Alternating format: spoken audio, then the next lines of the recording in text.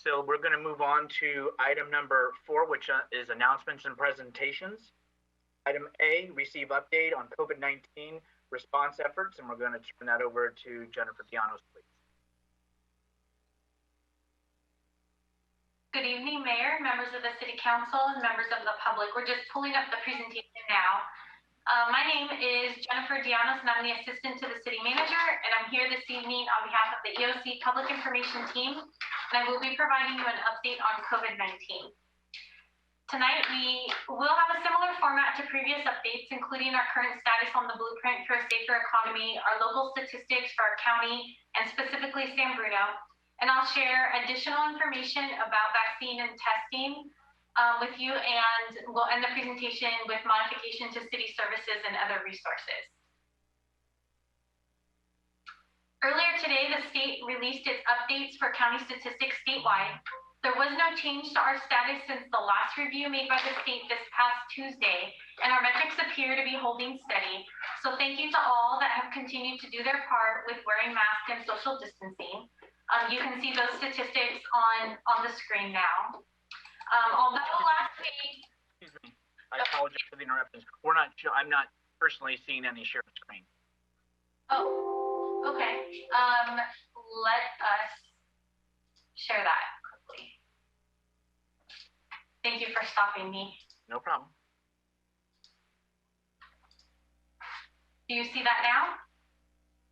Yes.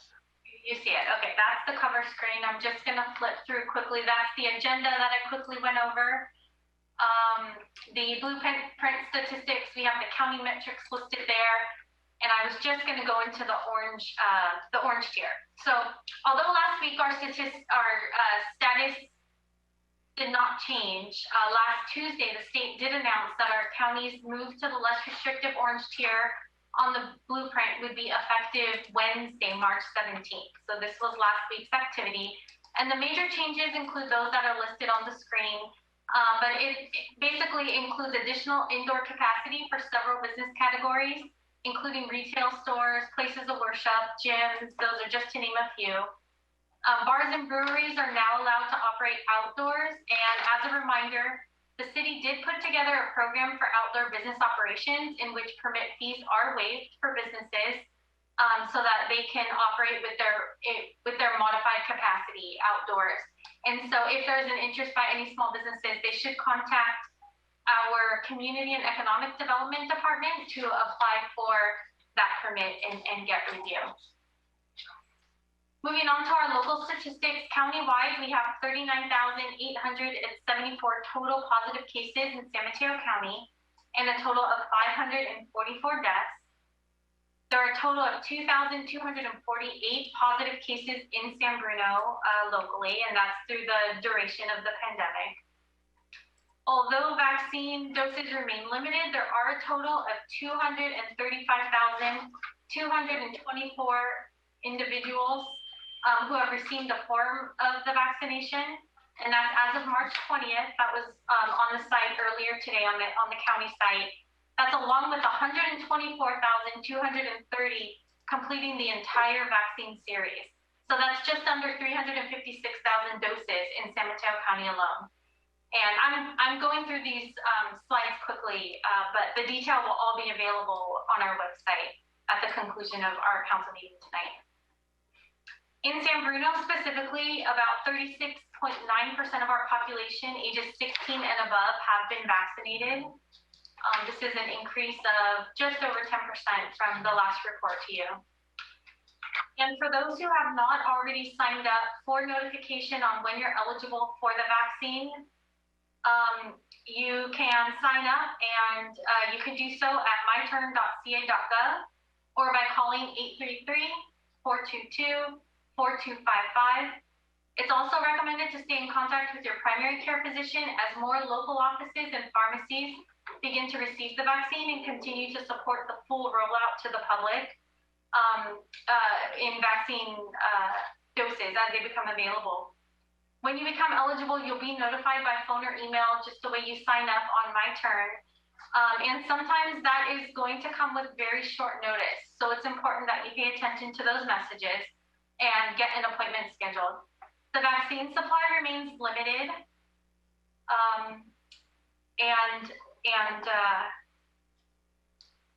you will be notified once you're eligible. The process has been long and very complicated, and we're doing our best to help get the information out there through social media and other means that we have available to us.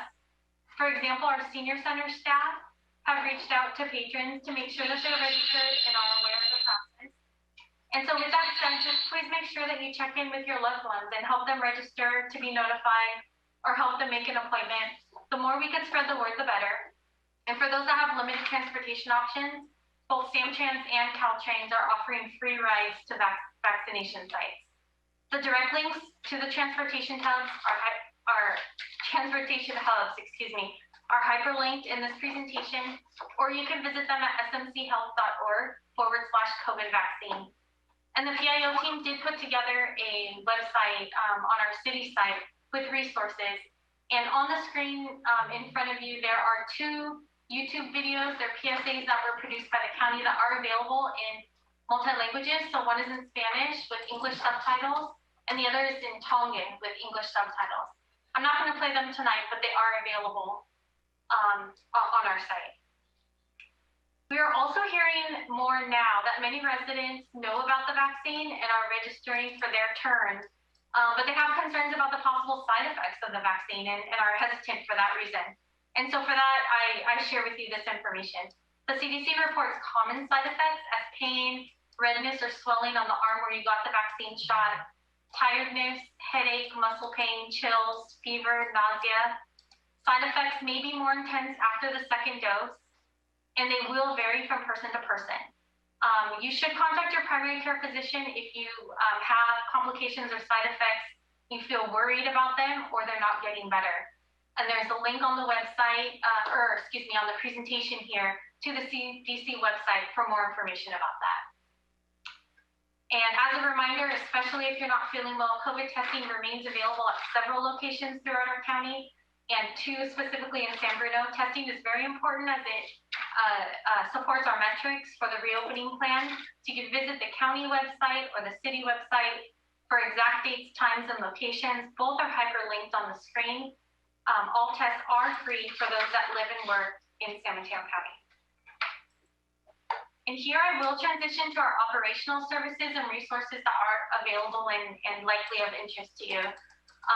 As you know, our recreation team has developed several at-home treats, and here's another one for the public. And so it's called Egg Hunt in a Box. This program allows you to enjoy a socially distant egg hunt at home with a box filled with goodies for 2 people for just $20. You can register on our website. There's a link on the screen in front of you. It's sanbruno.ca.gov/rec sign up. And with our recent change or move to the orange tier, we have made other operational modifications. And beginning yesterday, March 22nd, City Hall and CityNet service lobbies are now open with modifications. Services have been available through the duration of our dealings with COVID-19. However, our counter services have been modified to mostly by appointment only and remotely. And so as of yesterday, members of the public that come to City Hall or CityNet will be able to obtain an appointment in person if appointments are available, or they can schedule an appointment for a future date. City Hall is open 8 to 5, Monday through Friday, and CityNet services will be open 8:30 to noon, Monday through Friday, both with counter capacity limits. So there will be some time delays as we have limited counter capacity. When visiting either facility, you can expect a controlled single point of entry and exit, temperature and symptom checks. There are plexiglass barriers that have been installed at counters to protect the public and to protect our employees, and social distancing stickers are in place on the floor as a reminder. Online services all remain available. Other forms are also available on our website and over email. And you could call our main line, that's 616-7158, and you could speak with a staff representative should you have any questions, or simply visit our website. Our EOC continues to work with each department to evaluate services as our status changes. Safety remains a top priority, and while continuing to deliver services to our community, as well as ensuring compliance with guidances that are issued as they are issued. In regards to next steps, we do anticipate that the San Bruno Library will reopen with modifications on April 19th or shortly thereafter. And summer programming will be sent out in the next activity guide, which is expected to be available by the end of April. That activity guide will include the summer programming of summer camps and other program offerings, so please stay tuned. Announcements will be forthcoming. While our offices have been closed, service has not stopped and customer service representatives have been available. These times have been uncertain for many families in our community. I'm just using this opportunity to remind those that are behind in their utility bills or struggling to make ends meet that we do have a discounted rate program and it is available. The income requirements and the service that a 25% discount applies to is on the screen. Just to make up some time, I'm going to skip that information, but it is an annual program and does need to be reapplied for on an annual basis. That annual program or application period is going to open in May. And so while the numbers in front of you are valid for the 2021 fiscal year, they will be updated. The incomes will be increased slightly for the upcoming year, and you'll have to reapply. The state is also offering relief through their rent relief program, and this includes help for qualifying households to pay past due and future rent and utilities. This is another program for those families that are struggling and just need that level of assistance. This program is designed for landlords or tenants that have been impacted by COVID-19. There may be different income requirements as the previous slide, and so it's important to link on the screen. You will be able to do so. The photo is hyperlinked. And again, this is for rent and utilities. And the last resource that I'll mention for you this evening, and I'm happy to again announce this program to our business community, the Small Business Micro Grant Program is going to reopen. That's great news. The Bay Area Entrepreneur Center and the San Bruno Community Foundation are partnering up again to offer San Bruno small businesses some relief. Information will follow on this program. I believe this may be one of the very first announcements of the program, so I am honored to be able to share this with you. More information will be available for small businesses, and we're happy to work with the BAEC to get this information out. And everyone in our community can help too by continuing to shop local and supporting those businesses that have had to modify and endure operational changes throughout the pandemic. And I end my presentation, like most, just reminding everyone to sign up for SMC Alert for emergency notifications and to follow us on social media. Official city accounts are all linked on the screen. And with that, Mayor and Council, thank you. That concludes my presentation, and I'm happy to answer any questions. Thank you for your report. Any questions from my colleagues? Not seeing it. Councilmember Hamilton. No questions. Thank you very much for the report. I just want to take advantage of the fact that there's so many people with us tonight to reiterate that while it's absolutely wonderful that we're making this progress against the virus and reopening and moving ahead toward the world after this virus, now is not the time to back off on safety. Now's the time to double down on it so we can put this virus away. So please wear your mask, practice social distancing, and all of the same protocols that we've been following. That's what's got us to this success, and if we keep it up, we can put this behind us. So just want to remind everybody, and thank you again for the presentation. Thank you, Councilmember Hamilton. I think that's something that the council is unanimous on. Thank you for those comments. All right, let's move on to the next item. I'm sorry. I apologize. Councilmember Salazar. Okay, yeah, and not to drag this out, I know we're running late, but I've gotten questions about planning for festivals and school events, and probably not okay in the current tier, but when committees start organizing and wondering what they'll be able to do in the fall, is there any guidance yet from the state or from anyone else on what would be appropriate for that time frame, what's expected? And I know things could change, but people want to know what they should be planning for. Councilmember Salazar, Javon Grogan, City Manager. Unfortunately, there are no guidance for what happens in the fall. We are still following the state's roadmap for opening. There's a color-coded system. It is quite possible that even though we're in the orange tier now, that we may have a third wave and go back to the red or purple tier.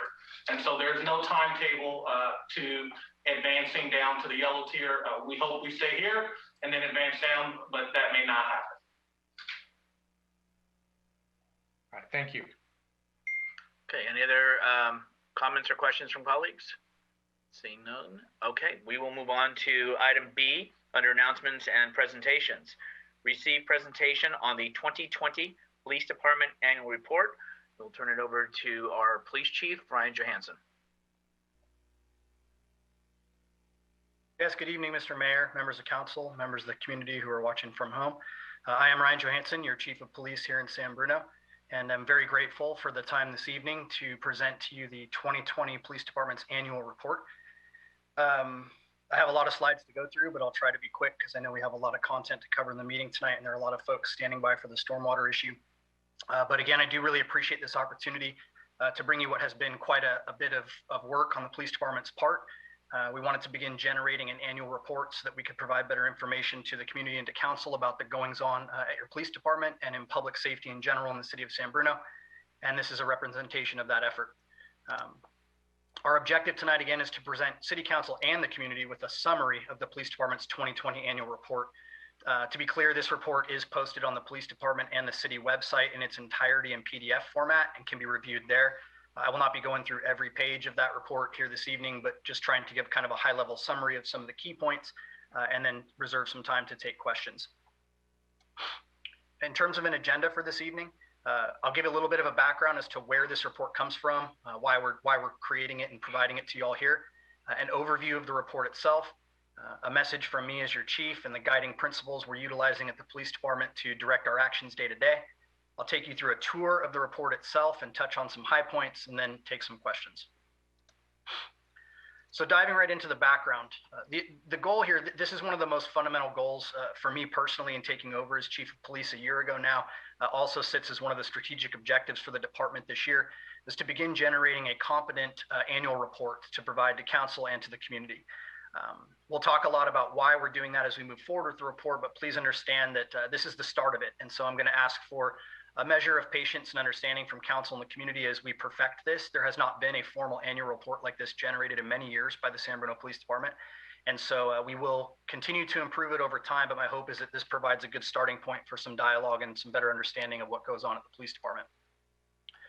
An additional objective here of our background is to provide elected officials like yourselves with better information to inform your decisions, to have a little bit of a clearer picture of statistically and otherwise what's going on from a public safety perspective within the city that you preside over. Additionally, we know that our community desires increased transparency and that within that increased transparency comes greater accountability from law enforcement, which certainly is one of the highlighted points of reform over this past year and is a chief reason of why we have created this report for you. What we found in creating this report that we should have been able to see but didn't, that is very exciting, is the process of building it has actually uncovered a number of strengths and weaknesses, not only in our day-to-day operations, but in the data that we have accessible to us and how we provide it to the community. So the good news is not only am I able to share some great information with you through this report, but it is making your police department better. And that is always the goal that we strive for. So as an overview of the report, I'm going to cover who we are, which is actually very, very important. We'll talk about why we're here, what we do day to day, how we do it. And then, of course, I'm going to dive into data. I will include crime data, call data, traffic data, data from our public surveys, arrest data, and use of force data, most of which has not previously appeared in a report like this, but it will appear in front of you tonight and does appear in the report that is available online. So I want to start out with the message from as I crossed out your chief, Ryan. I very much prefer to be referred to that way. I've been with the city for the better part of 16 years. I feel very intimately connected to the city and the citizens and the council and the whole picture. So I'm kind of informal, but this statement is fairly formal, and it's the only part of the report I would like to read to you verbatim this evening because it is truly from me and from the heart, and I hope that it helps to sort of set the context and a foundation for us to move forward on. I begin by saying that I'm going to begin this message by asking a personal favor of you as you read it or as you watch tonight. I ask that you please accept the following words not so much as a sterile opening to this annual report, but rather as a heartfelt personal message from me to you. Whether you are reading or watching this as a valued member of our community, a dedicated city employee, or one of the absolutely amazing men and women who proudly serve within our police department, please know that I love and appreciate you very much. Throughout 2020, I've been continually reminded of how very proud I am of our community and our collective resiliency in the face of yet another challenging year. Of course, I would be remiss if I failed to acknowledge the seemingly unrelenting onslaught of crises that 2020 ushered in for law enforcement and the communities we serve. A pandemic, civil unrest, calls to defund the police, economic upheaval, political polarization, concerns over officer wellness, and the list goes on and on. And as I've said from the beginning, I will not attempt to sugarcoat or hide from any of these issues. Your police department is deeply committed to playing a leading role in asking and answering the hard questions about who we are, why we exist, and how we can be better. In fact, this annual report is indicative of our renewed commitment to transparency, education, innovation, and collaboration. With all that said, I think it's important to acknowledge that here in San Bruno, the positive relationship between the community and the police department has been built over many years through mutual respect and trust. This respect and trust has been earned through the consistent efforts of community members and department personnel alike. Please know that we consider it a tremendous honor and responsibility to serve as shepherds of your trust and confidence, and we are deeply committed to continuing to earn that trust and confidence one call for service at a time. I also think it's critically important for me to spend a moment speaking to all of the victims and potential victims of criminal behavior. I can only imagine that amidst the current focus on criminal justice reform and the rights of those who commit crimes, you might feel forgotten. Please know that the men and women of our police department will never forget you. Your right to be safe and protected from harm is of paramount importance to us. Much has been said over the last year about equity. What is not being said is that when crime spikes, it disproportionately impacts minority communities and those with limited socioeconomic resources. As such, we remain deeply committed to protecting all people from harm and to holding those who victimize others accountable for their actions. I firmly believe that the best path forward for police departments and the communities they serve must be paved by a genuine effort to better understand one another. And I hope that this document contributes to that cause. With utmost love, respect, and gratitude, your Chief, Ryan Johansson. So thank you for allowing me a moment to read that to you. I'll dive right into the content of the actual presentation. The start of this process really involved digging deep into who we are and really exploring questions that maybe haven't been asked in a long time in an institution like a police department, where we kind of take for granted the operations, the policies, the procedures that guide us day in and day out. We have a mission and vision statement. We've had them for a very long time. They're somewhat lengthy documents that are well thought out, well worked through, but they don't really serve as a guidepost that officers and sergeants can use day to day in their interactions on the street to determine how they'll handle situation A or situation B. And so we've arrived at the following guiding principles to help guide exactly those decisions day to day as we make them on the street. Number one, ensuring peace. Number two, providing safety. And number three, building community. These are the tenets of your police department. And they're actually hierarchical.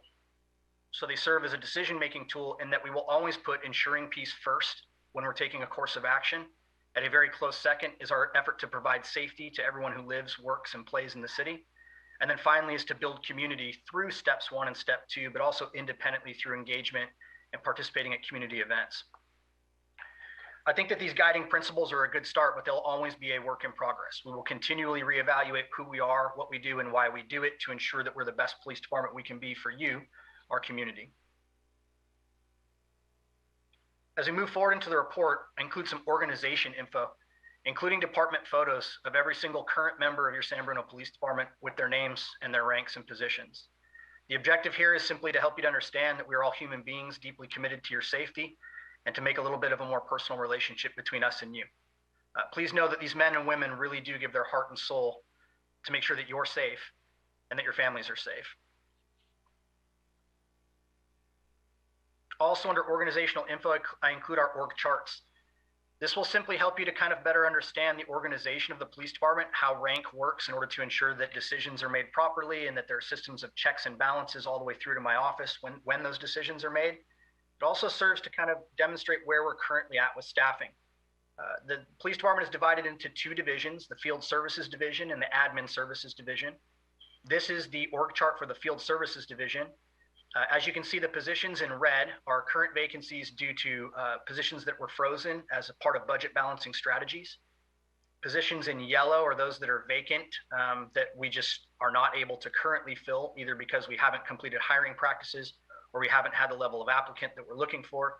And then those in green are actually positions that are staffed, but they're occupied by staff that are on long-term leave, military leave or injury leave are examples. So as you can see, when you staff a shift with 4 police officers, 5 police officers, and a sergeant, and you have those that are frozen or that are vacant, it does have an impact on our ability to provide services to the community.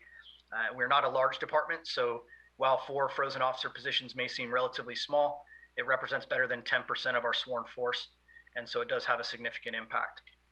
I know that there's a deep commitment at the city and the city council level to make these positions as whole as possible so we can continue providing services, and I am very, very proud of the men and women of the police department for stepping up during this time to ensure that there was not a bottom line impact to safety or to the services we provide the community.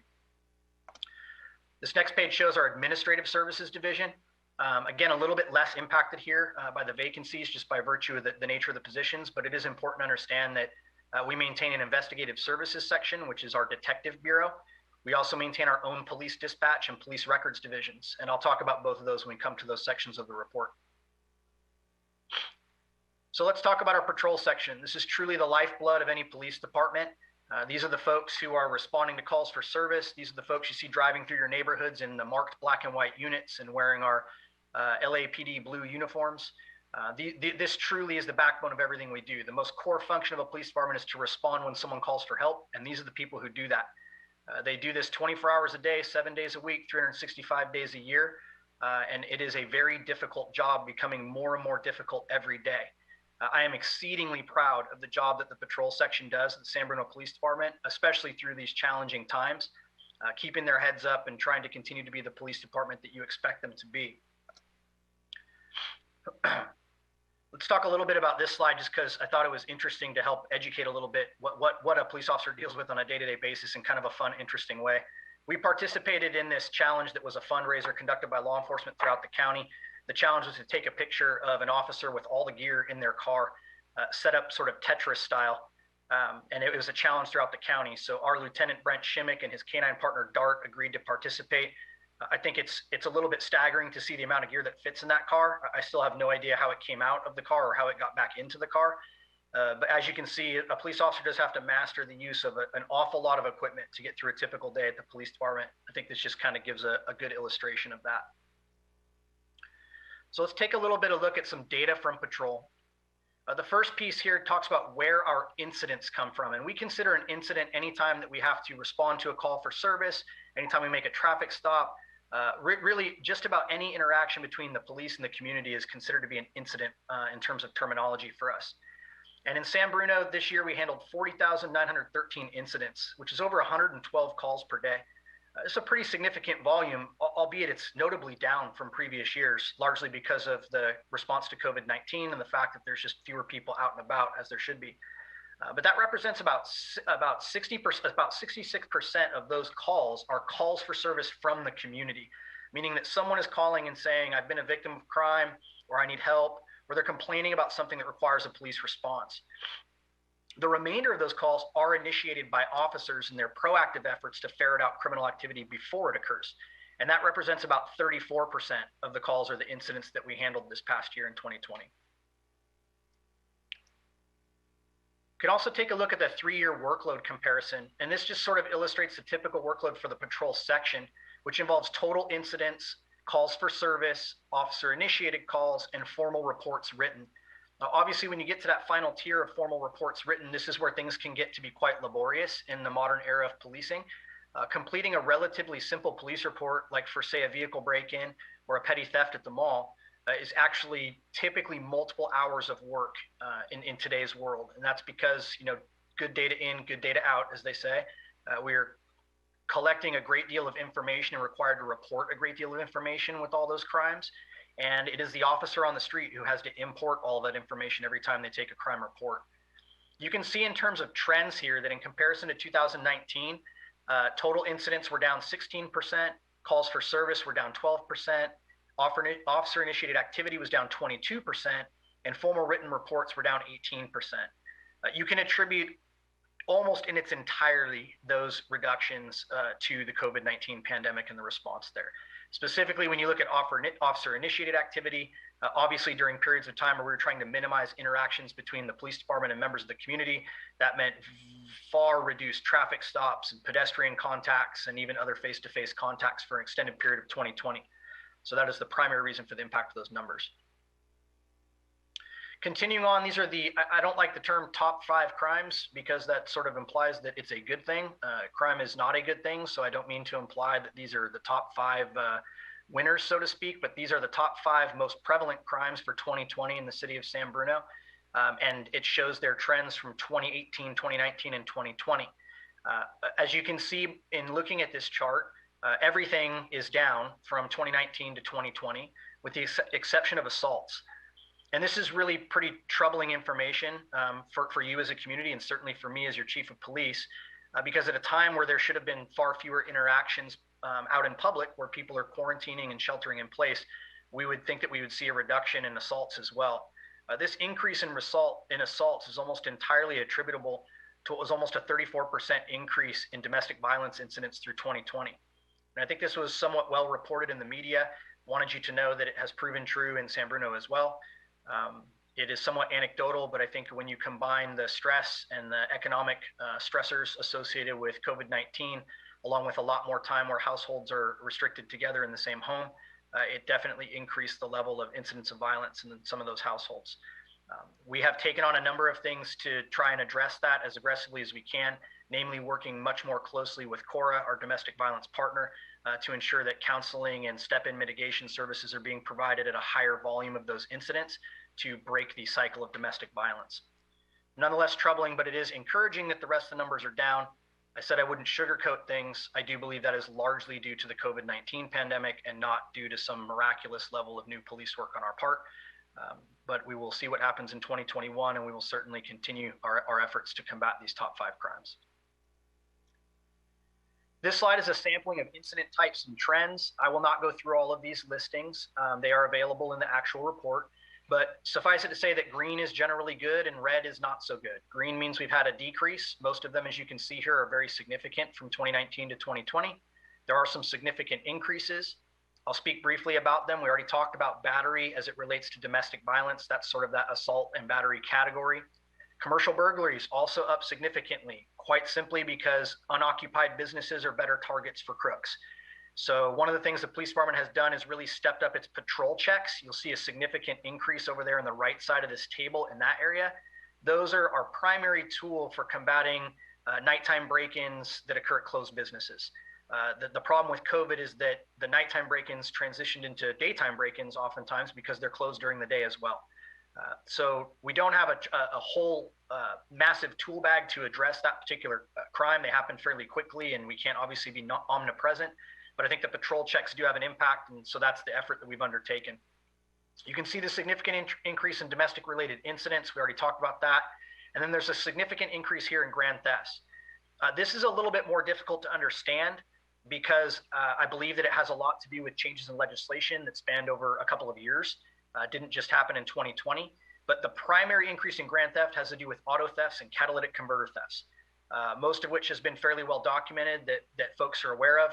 These crimes have been largely decriminalized, or the penalties for them have been taken down to a level where they've become more popular crimes to commit, and they are very difficult to combat. That being said, we'll talk a little bit about some technologies that have been implemented at the police department to address these crimes, and I'll share some success stories in the short term here that have helped us to reverse the tide. So continuing with patrol data, this is just property crimes as reported to the Department of Justice, required from the police department every year over a 5-year span. You can see that 4 of the 5 here really look very similar. You saw a pretty big jump from 2018 to 2019, and then you've seen this decline in 2020, again, largely due to COVID. Just a couple points I put in here to ensure that we're kind of learning about each other and using the same language. Things that are commonly confused as a theft versus a burglary. The legal definition here is that, like, if you steal something from an unlocked vehicle, that would be theft. If you break into the vehicle or break into a house, that is actually a burglary. Burglary is actually defined as entering an inhabited dwelling with the intent to commit theft or another felony. So for clarification, that is your difference between theft and burglary on these slides. The next slide shows violent crimes as reported to DOJ over a 5-year comparison, and you see an almost identical trend to the previous slide with nonviolent crimes. The increases that you see from 2019 to 2020 are aggravated assault here, which is exactly what we've already spoken about with domestic violence increases and assaults and batteries in the household. Again, a point of information here just to share, the difference between a robbery and a burglary is that a robbery is when someone takes the property of someone else using force or fear. So this is like the point a gun at you and take your purse or wallet, versus a burglary, which I stated before is actually breaking into an inhabited dwelling or a business with the intent to commit theft or another felony. Just kind of helpful as we move forward that we're using the same terms. So now I'm going to move quickly through some of the different sections of the police department's divisions so that you have that information. There's much more written about this in the actual report itself, but as I mentioned earlier, we maintain our own dispatch and communications section. This is critically important to the level of service that we provide in San Bruno. When you call 911 or you call the non-emergency number for police, you are speaking to a call taker or a dispatcher who is working at the San Bruno Police Department. They are intimately familiar with your city, the layout, the challenges, the streets, the landmarks, all the things that they need to be well versed in to improve response times. And they are in direct, immediate communication with the officers responding to your call for service. There are some other cities that outsource their dispatch communications to a county entity or to somewhere outside of their city, and they see significant increases in response times, which is not what we want to have in San Bruno. We are very much indebted to the dispatch communications section. These folks work very, very hard, and much like patrol officers, 24 hours a day, 7 days a week, 365 a year. They are in that dispatch center, and they are the backbone of our response, keeping us safe and giving us the information we need to provide an adequate response to calls for service. The records section is also critically important. You know, in this new era of technology, we're very data driven, and we are aggregating so much data on a day-to-day basis and accumulating massive amounts of records, whether it's body-worn camera footage or criminal history records, crime report records. All of that has to be triaged by a group of people who understand the state mandated reporting requirements, can scrub that data to ensure that it meets those requirements and can get it sent to where it needs to be. And that can also support the district attorney in their efforts to prosecute the cases that we bring before them by providing the evidentiary backup required for those cases. And this is all the duty of our records section. Very dedicated women who work currently in that department and have been there for most of them for a very long time, providing this service to the city. Very grateful to our records section. The traffic section currently consists of a sergeant, a traffic/motor officer, and a series of full-time and part-time CSOs that handle our parking enforcement and some other ancillary duties. The traffic section is relatively new to the police department, and so it is still a work in progress and one we'd like to see more resources diverted to over time. Year after year after year, traffic safety and parking concerns remain at the very top of the list through our community surveys of those that the community wants addressed by the police department. I think the traffic section does an exceptional job of this, but they're limited in terms of their scope because they're just limited in terms of their staff. Part of the traffic section is a regional major accident investigation team that was actually started by the San Bruno Police Department and includes officers from 4 other departments in North County. This is a wonderful resource for us that has helped to solve a number of fatality and major injury collisions, especially those involving criminal charges that can often be quite convoluted. The MATE team specializes in accident reconstruction through forensic diagramming. So those are real fancy words to say that they bring out survey equipment and reconstruct accidents after they have occurred, to show the dynamics that caused the collision and to help us to identify suspects in the case where we have outstanding folks that need to be looked for. The investigative services section, this is the detective bureau for the police department, and ISS is fundamentally responsible for supporting the efforts of patrol by providing more in-depth investigative services to more serious or convoluted crimes.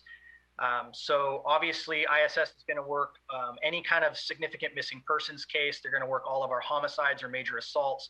They work all of our gang cases because gang cases can be extremely difficult to prosecute the way they need to be prosecuted. These are sort of your next level of investigators, really set up to do what patrol doesn't have the time or resources to do day to day. Most of their time is spent authoring and serving search and arrest warrants and making sure to support the back end of investigations. In 2020, there were 148 cases assigned to ISS for follow-up. And mind you that only significant cases end up getting sent up there for follow-up. It gives you a little bit of an idea of the workload of significance that the police department is dealing with. In the annual report, there are 2 examples of significant cases being worked by detectives currently. One of those is the discovered human remains up off of Skyline Boulevard. That case is ongoing, extremely involved, and is taking up a tremendous amount of their time. The photo you see here in the picture is actually a photo of an field evidence processing area we had to set up for that case in order to process the large amount of evidence that came in from it. We do also have a canine unit, which this is probably the one unit that almost everyone knows about because we all love dogs, as mine has probably interrupted us 3 times barking in the background during a presentation. But our canine unit is something we're very proud of. Not only do they serve a fundamental purpose for law enforcement day to day, because the canines can engage in activities that would be unsafe for police officers to engage in, and they have senses that we don't have. They can find someone who ran away from home 4 hours ago with their nose, whereas we're stuck, kind of following the leads that come before us and trying to take shots in the dark. But additionally, our canines are really active in the community, and they really add to our community involvement. They're very friendly and very peaceful when in the right environment, and we love taking them out to public events. We currently maintain 3 canines. 2 are multi-purpose, meaning they do protection and drug detection as well as tracking. And 1 is a single-purpose dog that works at our DEA airport position solely for narcotics detection. We also maintain some other specialized units. And this is really relevant because it's important to understand that while we are San Bruno and we are obviously largely focused on the criminal sort of picture within our city limits, we are amidst massive urban sprawl and really are kind of more like a small section of a much larger city in the Bay Area. And as such, we are impacted by the larger criminal trends that occur throughout the Bay Area. And because San Bruno sits right next to an international airport in close proximity to 2 international ports and directly in line with 2 major highways that run north and south throughout the state, we have significant drug issues that need to be dealt with. And our way of investing in addressing those issues and keeping the violence that tends to follow them from populating our city is to participate in some task forces. Task forces are really valuable because small departments like us do not have the resources to deploy and handle major drug investigations all the way through from the first arrest to as far as you can climb up the supply chain. Task forces that send officers from multiple departments to work in collaboration do. And so we participate in 2 DEA task forces, 1 at the SF Metro team and 1 at San Francisco Airport. We also participate in the county, San Mateo County specific narcotics task force where we have an officer assigned. And we participate in North Central Regional SWAT, which provides us with the ability to respond appropriately to major tactical scenarios without having to manage our own SWAT team. The pictures you see here are actual seizures from 2020 from those task forces. So as you can see, they're dealing with significant quantities of drugs, money, weapons, and really do help to keep San Bruno a safer place. Let's talk briefly about outside deployments and mutual aid, mostly because in San Bruno, we are no stranger to the importance of mutual aid. We've had some very significant incidents, unfortunately, over the years in our city, including the Glenview pipeline explosion, the active shooter at YouTube headquarters, the active shooter at Tanforan Mall. These are incidents where a local jurisdiction simply cannot handle the volume of workload by themselves. And as we have benefited from that mutual aid, we are always one of the first agencies to step up and provide it when someone asks for help. We think this is very important to participating in the larger community effort to curb crime and to take care of communities. Some examples of outside deployments and mutual aid for this year, very sadly, on June 6, 2020, a sergeant with the Santa Cruz County Sheriff's Office was murdered while responding to a suspicious person call. The suspect then engaged in a shootout with other responding officers and foot-bailed into a neighborhood, which cued off a massive manhunt. Our officers responded along with others from San Mateo County and assisted in the apprehension safely of that suspect. Truthfully, the apprehension itself was committed pretty successfully by a very brave resident who took this guy on while he was in his backyard. The end result, though, if you don't recall, is that this person was then also determined to be the suspect in the killing of the federal officer in Oakland the month prior. Very dangerous individual taken off the street of mutual aid. Obviously, another massive deployment for us this year was the CZU Lightning Complex fires. Everyone knows that these fires were devastating for much of Santa Cruz and San Mateo counties. 86,000 plus acres, almost 1,500 buildings lost. Fortunately, only 1 human life lost. And while I will not steal the thunder from the very brave firefighters who are really the reason why this came under control and why there wasn't far more widespread human loss of life than there was, remember that it's not just firefighters responding to these incidents. When firefighters are focused on curbing the fire, it is largely law enforcement that is facilitating the evacuations that save lives. And this means police officers going without fire protective equipment into very dangerous areas in order to get people out of harm's way. And we took a very active role for an extended period of time in the CZU fire evacuations. Additionally, we responded to riots. And the civil unrest is not something that I need to necessarily speak about here in this presentation this year, but suffice it to say that in multiple jurisdictions, the civil unrest rose to the level of being riots where there was violence and acts of vandalism. While we did not have any of these things in San Bruno, a fact I'm extremely proud of our community for, we did respond to help several other jurisdictions that did have these issues. Okay, back to data, because as you told me earlier, Mr. Mayor, I'm a bit of a data hound. So let's talk a little bit about traffic data.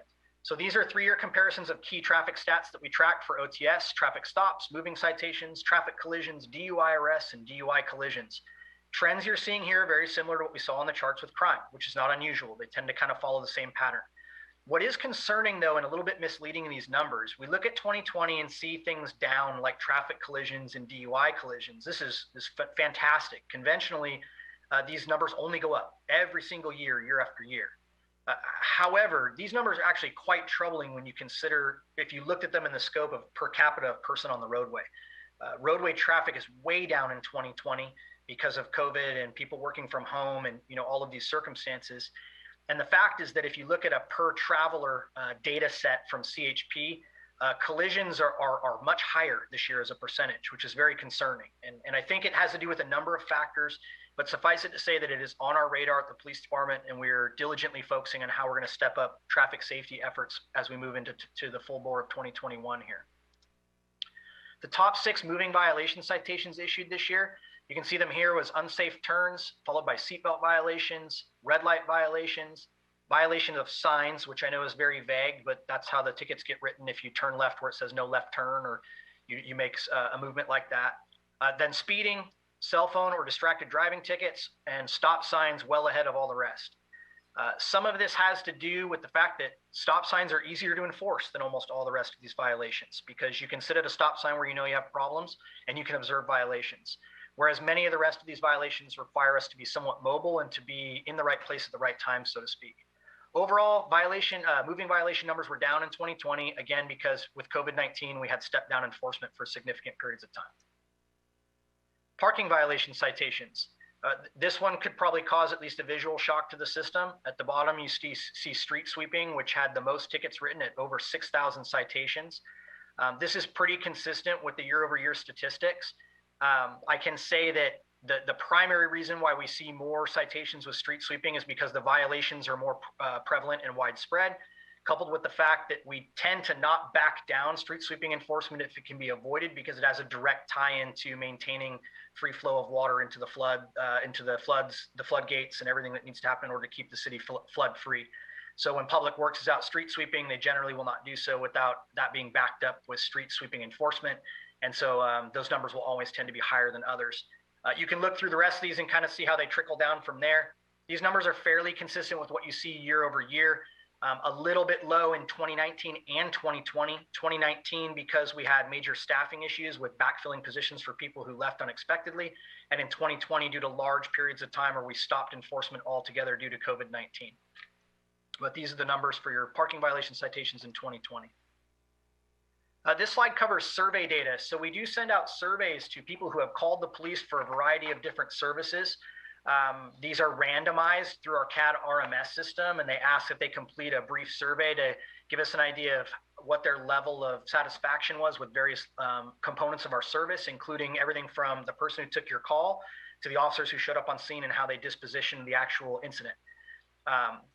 We're going to talk in a minute here about how we're trying to improve this process, but we did send out surveys in 2020. We had 58% of them return with an excellent rating, 33% with very good, 9% with fair, and no responses indicated that the response effort by the PD was poor or failed to rate them. I will fully acknowledge that the present survey, in my view, needed a lot of content added to it and also needs increased exposure. And so we've already taken on the task in 2021 of developing a new mailer for these surveys. This systematizes the creation of them in-house so we can send out many, many more. The goal is to send out 5 times as many surveys in 2021 as we did in 2020. And it also takes the survey itself online and is provided in both English and Spanish.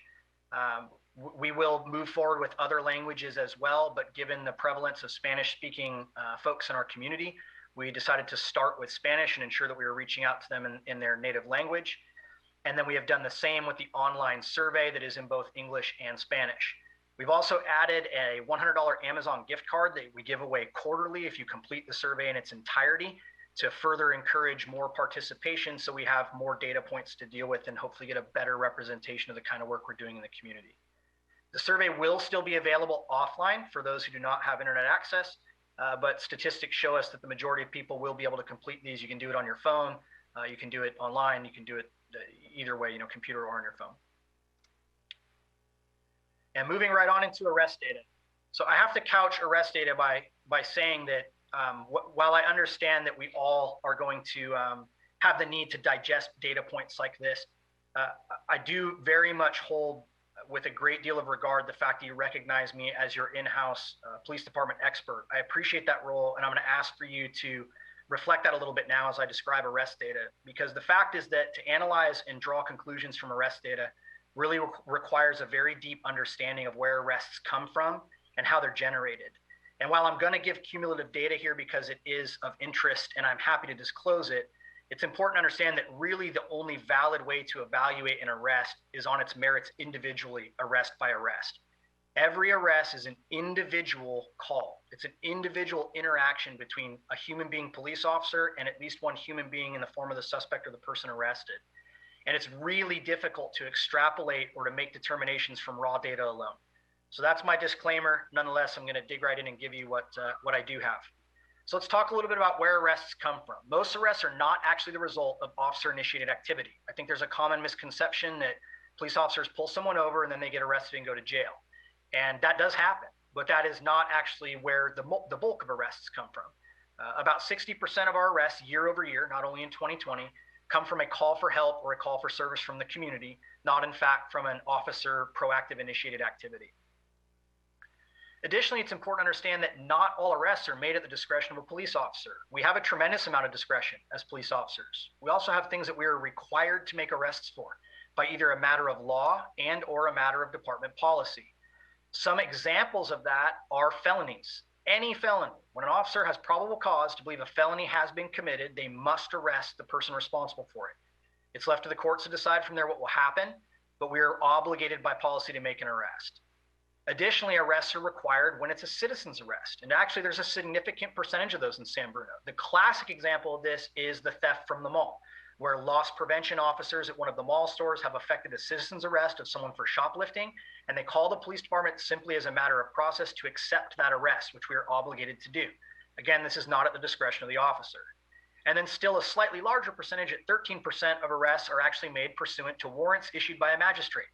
Again, where an officer does not have discretion, the officer is told in the arrest warrant, you shall arrest and bring before a magistrate this individual, and we follow suit and do as we're supposed to do.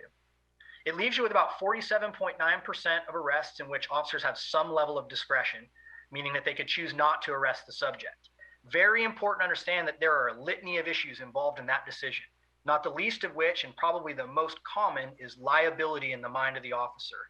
Right? We arrest people primarily to stop crime from occurring.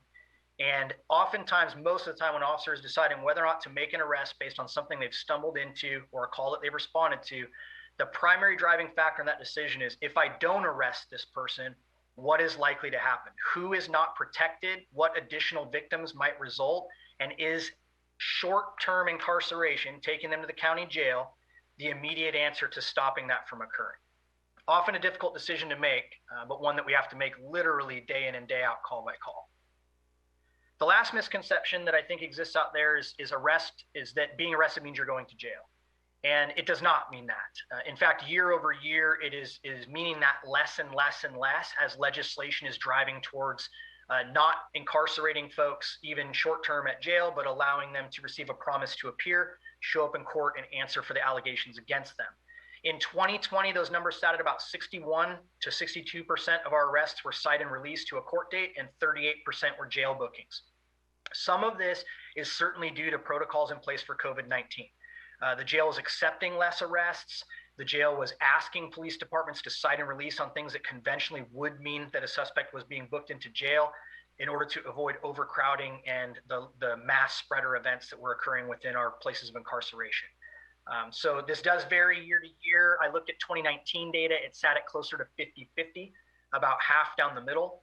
I think that you'll see following COVID-19, this realization that, hey, maybe citing out is a better idea on many of these crimes rather than jail and bookings. And I think that you'll see numbers more commensurate with these as we move forward here in 2021. So let's talk about arrests and race. I know that this is a very important component for the police department, the community, council, the city manager, everyone to track and to analyze as part of this ongoing effort to ensure equity in our police activities. That being said, a competent analysis, as I mentioned earlier, really does require looking at each individual arrest. I'm going to give the data here, and I think that the data is fair, so I'm not trying to sort of preempt it so much as to say that it's important to understand that when we look at data like this, what we have to really look at is what would we change? If there's a desire for change, what would we change? So again, 60% of arrests stemming from a call for service, 52% being required by law. I think very important to acknowledge here that more than 70% of the people arrested in 2020 were not San Bruno residents. This is actually low. In most years, it sits closer to 80%. So the majority of people we're arresting are not folks who reside in the city. Nonetheless, here are arrests by race for both officer-initiated activity and calls for service-related arrests in 2020. These are numbers, not percentages, obviously, as you see that they're somewhat larger. And these are the race codes that are provided by California Department of Justice. We'll talk about that a little bit later, but you might ask, well, why isn't this broken down into, more types of races? It's because DOJ sees these as the races we have to report and other specified ethnicity as just that, ethnicity as opposed to race. So, you can see the data here. The data is also obviously in the printable annual report PDF. But if you look at arrests by race for officer-initiated activity, 164 of those were white or Caucasian, 173 Hispanic or Latino, 75 Black or African American, 38 Asian, 18 Hawaiian or Pacific Islander, and none in the American Indian or Alaskan race category for this year. Very similar numbers in the calls for service-related arrests. More arrest data on the top 12 charges for which people were arrested and their comparison over 2019 to 2020. Very similar to the charts earlier, you see this downward trend in 2020. The exceptions you'll see are going to be domestic violence. You're going to see a change also in suspended license. I actually have no explanation for that. It would seem that with fewer people on the road, we'd have fewer suspended license arrests. But the reality is that we had a pretty significant increase, almost double the suspended license arrests in 2020 versus 2019. Beyond that, I think that these numbers are pretty consistent with what we would see year over year. Arrest numbers as a whole are down, as you see here. Last year, we made 1,608. This year, only 923. Typically, we will sit in that 1,500 to 1,700 range for arrests every year. So this year is definitely a low anomaly, again, largely due to COVID-19. And now diving into use of force data. Let's talk about some sort of ground rules or foundation here. First of all, what is a use of force incident? This is really, really important, okay? Because we are really quite liberal in how we report use of force at the San Bruno Police Department. We consider any time that an officer uses more than gentle touch, those exact words in the course of their duties, that is a use of force incident. So if I as an officer tell you, sir, you're under arrest, put your hands behind your back, and your answer is no, and I grab your hands and put them behind your back, and I meet minimal resistance other than you maybe tensing up your arms, that is a use of force incident by our standards. Also, if an officer uses a higher level of force, obviously those would be documented as use of force incidents as well. But just know that really any time we are using force as part of our duties, we are documenting it as a use of force incident. And that cues up not only a separate report, but a very thorough use of force reporting and review process. So that report will be written by a sergeant. The sergeant will then review all the video footage and all other evidence from it, forward it to a lieutenant who does the same, forward it to a captain who does the same, and forward it to me. I watch the video from and evaluate every single use of force incident at the San Bruno Police Department for compliance with law and policy. If there's a policy or a law violation, it is immediately sent in as an administrative internal personnel investigation to be looked into further. If there is no policy violation, but training issues identified that need to be worked through with the officers, then those are immediately sent over to the training captain so that individual training can be conducted with the officers involved.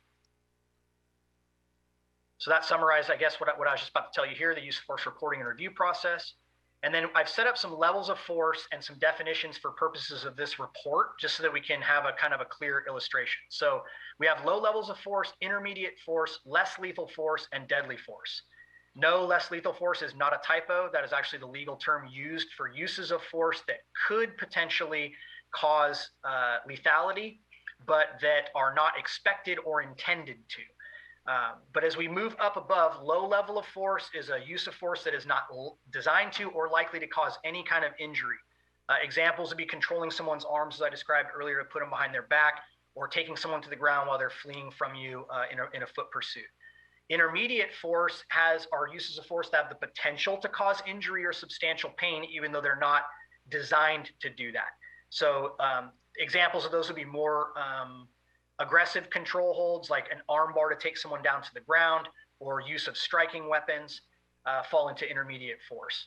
Less lethal force, this is for us almost entirely taser usage and or beanbag or projectile weapon usage is going to fall under less lethal force. And then obviously deadly force is any force that creates a substantial risk of causing death or serious bodily injury, not limited to, but obviously most of the time is the discharging of a firearm. So with those definitions in mind, let's dig in. In 2020, we had 47 use of force incidents at the San Bruno Police Department. That same year, we handled 40,913 incidents, which means in 0.11% of incidents did we use any level of force. We contacted 16,055 people in 2020, which means that as a percentage, we used force in 0.29%. That's less than 1/3 of 1% of people we contacted did we use any level of force on. We also made 923 arrests, and the percentage of those arrests that resulted in any use of force was 5%. So 95% of the arrests made involved no use of force whatsoever by the police department. So we did use force 47 times. Let's talk about what those use of force incidents were. 43 of them qualified as that low level of force. That's 91.5%. This is because, again, we're quite liberal. So if an officer grabs your arm, puts it behind your back, that is a use of force incident. And that does make up the bulk of the use of force incidents reported in 2020 and year over year. There were 3 incidents of intermediate level force. 2 of those involved use of what we call the wrap restraint device. So this is actually a very low level of force in terms of its potential to cause injury, but it's a level of restraint that we qualify as intermediate level. This is utilized when someone is, say, slamming their head on the concrete or doing something to cause harm to themselves during an arrest. It allows us to restrict their movements further than just handcuffs. So 2 of those intermediate level force incidents were wrap device use. The 3rd was use of a flashlight as a striking weapon during a fight. We had 1 incident of less lethal force. This was a taser deployment. That's 2.1% of our use of force incidents. And we had 0 incidents of deadly force again in 2020. Tends to be the norm year over year, obviously, in San Bruno. Let's talk about injuries. Of those 47 use of force incidents, there were 0 great bodily injuries caused. There were 0 deaths caused. There were 0 serious visible injuries caused. There were 12 minor visible injuries caused, which means injuries we can see, but that did not require any kind of medical treatment or intervention. There were 3 incidents that involved a complaint of pain, but where there were no visible injuries on the suspect. And there were 32 incidents in which there was no visible injury and no complaint of pain on behalf of the suspect. So again, very low level uses of force. My hope is that you'll see that this data helps to show you that your San Bruno police officers make every effort to use the absolute lowest amount of force possible to overcome the resistance they face in the course of their duties day to day. This next section is called Why I Wear the Badge, and this one is actually really important to me. I promise not to read them all here. They appear in the report. You can go see them. But I love this section because this is the voices and faces of your police officers, unfiltered and unsanctioned and unprompted by me as their chief. This is a simple question posed to a cross-section of the police department as to why do you do this job? Why do you wear the badge in your own words? And my hope is that this will help you to understand these men and women are here for the right reasons. They are not and will not be perfect, and they're deeply committed to being better and to being part of the change that the world wants to see in law enforcement. But these are absolutely wonderful human beings who are here for the right reason. These are the people you want protecting you and your families. You know, as Justin says here, he feels a calling to serve the community, to protect, to provide safety. And he really, this is a recurring theme as you go through these. He loves the unique opportunity to make a difference. And I can tell you, period, point blank, that's what got me into this line of work, was the feeling of wanting to live a highly relevant life where I made a difference in the lives of other people. And police work really does provide a genuine opportunity to do so.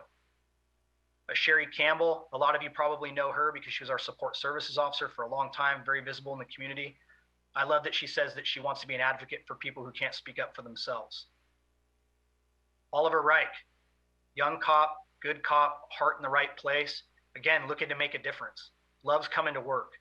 And if you think about the current environment that these men and women face coming to work every day, these are really pretty miraculous statements to make. And a lot of that has to do with the support from you all, the community and council. They feel loved and wanted here, and they feel like they're doing a job that's appreciated. Val Oka, Jessica Jimenez, one of our newest officers, a huge victim advocate, came to us after being an FBI analyst. We have Ivan here, who is very considerate and being willing to provide a Spanish version of his Why I Wear the Badge. Llevo la placa para ayudar a otros. I wear the badge to help others. Officer J.R. Ginto. So in closing, I just want to say that it really is an honor and a pleasure to protect and to serve you here in San Bruno.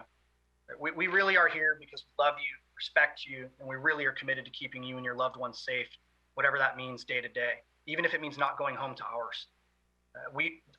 I really like to say all the time in the police department that we promise you that we will police the city with a heart from the heart, always. That's where we're coming from. It doesn't mean we're always going to be perfect. There will be mistakes made, but we always try to learn from those mistakes. And we really do take very seriously the fact that we're shepherds of your trust.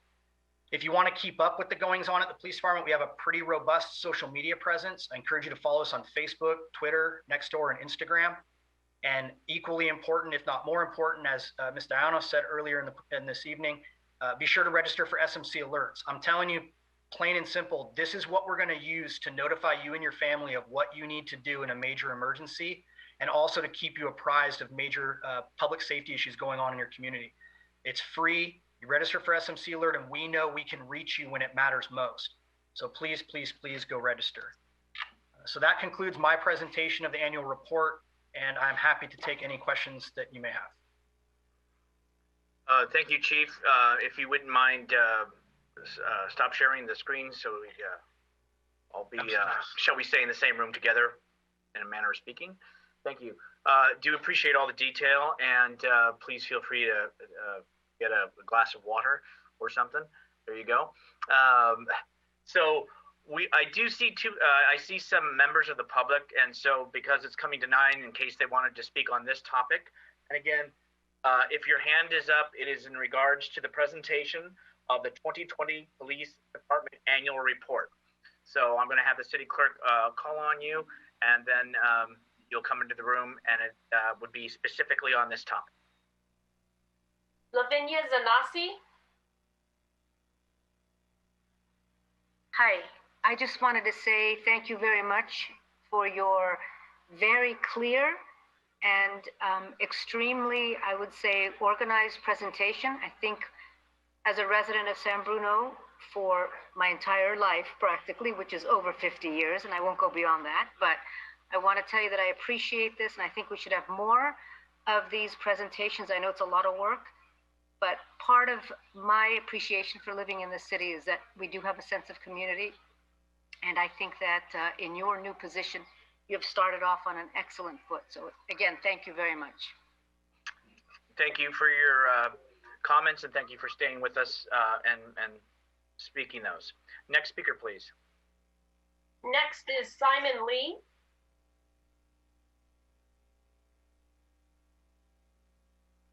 Hi, I just want to say that thank you for the chief for the presentation. It was very informative, but perhaps a little bit shorter next time. Although I appreciate the thoroughness, I want to ask you that what are you doing to address the targeted hate crime against Asian and Asian American descent?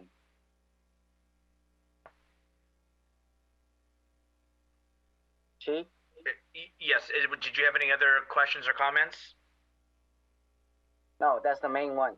Okay. We're going to go through everybody who's speaking, and then we'll circle back around. Next, we have Linda Freitas. Hello, can you hear me? Yes, whenever you're Yes. ready. Yes, I just wanted to thank the chief for a beautiful presentation, and I would almost recommend to the council that this be part of some training that goes on in the middle and high school levels, because that presentation showed a lot of what goes on in the police department and not perceptions that are being shown on the media. Thank you so very much. Thank you for your comments. Next, we have Alan.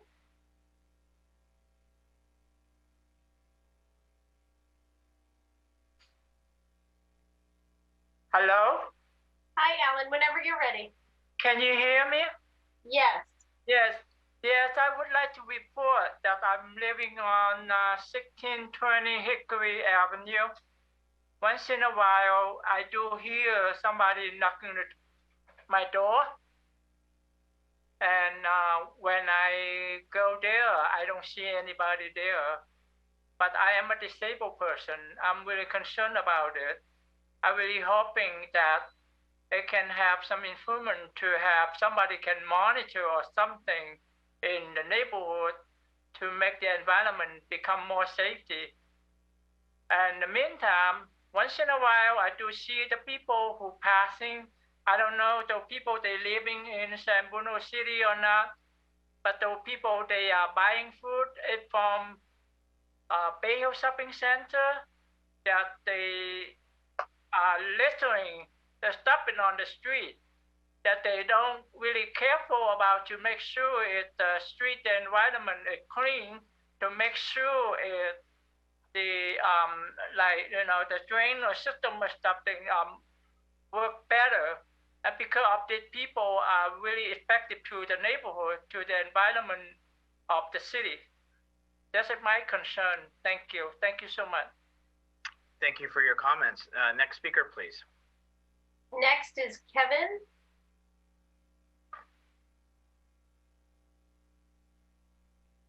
I would like to ask, it says on the letter right here, you guys were gonna talk about storm drainage and the flood protection fee.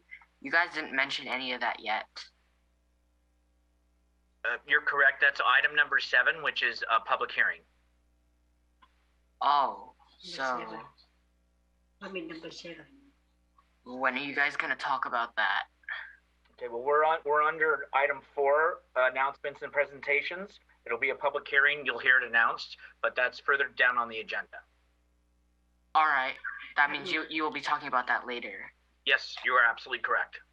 Oh, I see. All right. How about the other one? Also, my wife wants to know, why don't you guys have more internet network providers? Because I've been living here and AT&T doesn't provide any service here. All right, so right now we're on the item of the presentation of the police chief's report. So we need to keep to that topic. All right. Okay, thank you. Thank you very much. Appreciate it. I'm not seeing any other hands up at this time. Just very quickly before I start opening it up. Oh, no, I do see. Okay, so this is going to be the last call for anybody speaking. We have one call, one person in the queue left, and then we're going to bring it back. Please, City Clerk. Yes, we have Stephen Seymour or Sandra Perez Vargas. Just one moment while I bring you in. Hi, Stephen or Sandra, can you hear us? Yes, it's me. First, I'd like to say that I think there were a lot of us who got on really late, so there may be people who missed public comments earlier. I'm not sure if you're going to bring it back. But in regards to this presentation, I just want to thank Chief Johansson for his leadership. The presentation was very thorough. I too am a numbers person, and I appreciated looking at the numbers. I like seeing things split between the calls that are initiated by the public versus the call initiated by the police officer. I think one of the strongest things about our police department is our community policing. So I would like to advocate for the chief that the vacant and frozen positions become unvacant and unfrozen as soon as possible so that he can work so the police department can work with a fully staffed. I just want to say that the slides that showed the reasons that people go into policing were very powerful. I hope that you share them all on social media over time. It really does show to the general public how the officers that are hired here in San Bruno care about the city that they work in. And I think that you can see that on the street. By hiring the open positions, I think that would become even more evident because right now, since they're understaffed, I'm sure that cuts down on the amount of time that they can interact with the public, and I think that interaction is very strong. Chief Johansson, thank you for the presentation, and thank you for the job that you do. I appreciate it. Thank you for your comments. Okay, folks, I've asked, and so I'm going to ask one last time. If you wish to speak on this, you need to please put up your virtual hand. I show 2 speakers in the queue, and then that will be the last one will be Mr. Robinson. So next speaker, please. Next is Dennis Matthews.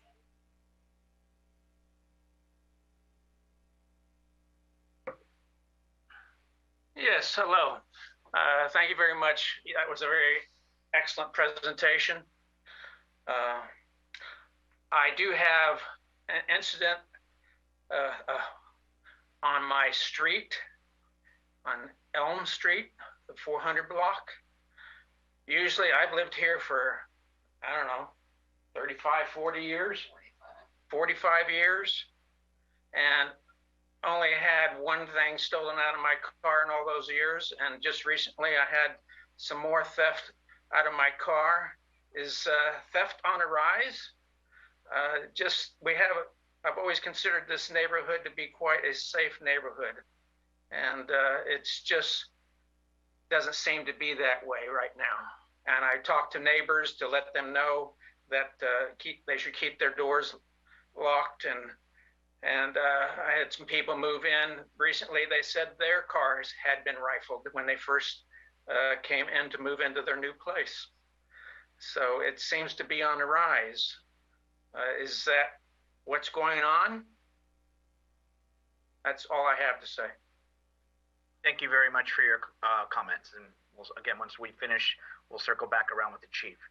Our last speaker, Mr. Robinson, City Clerk, when you're ready. Malcolm Robinson. Hi, thank you. I would like to compliment the City Council for a great hire. Not sure if it's City Council or the City Manager, but City Council, you're going to get the credit.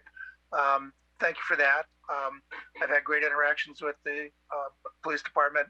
Officer Rogie and Officer Campbell have been great on the committees that I serve on. And last but not least, I would like to thank you for your proactive announcements on Nextdoor about mountain lion sightings and what to do when you encounter one. We're having a lot of them up here in the hills of San Bruno, and people need to be safe. And I thank you for taking the lead on that. Good luck and best wishes on your career. Thank you.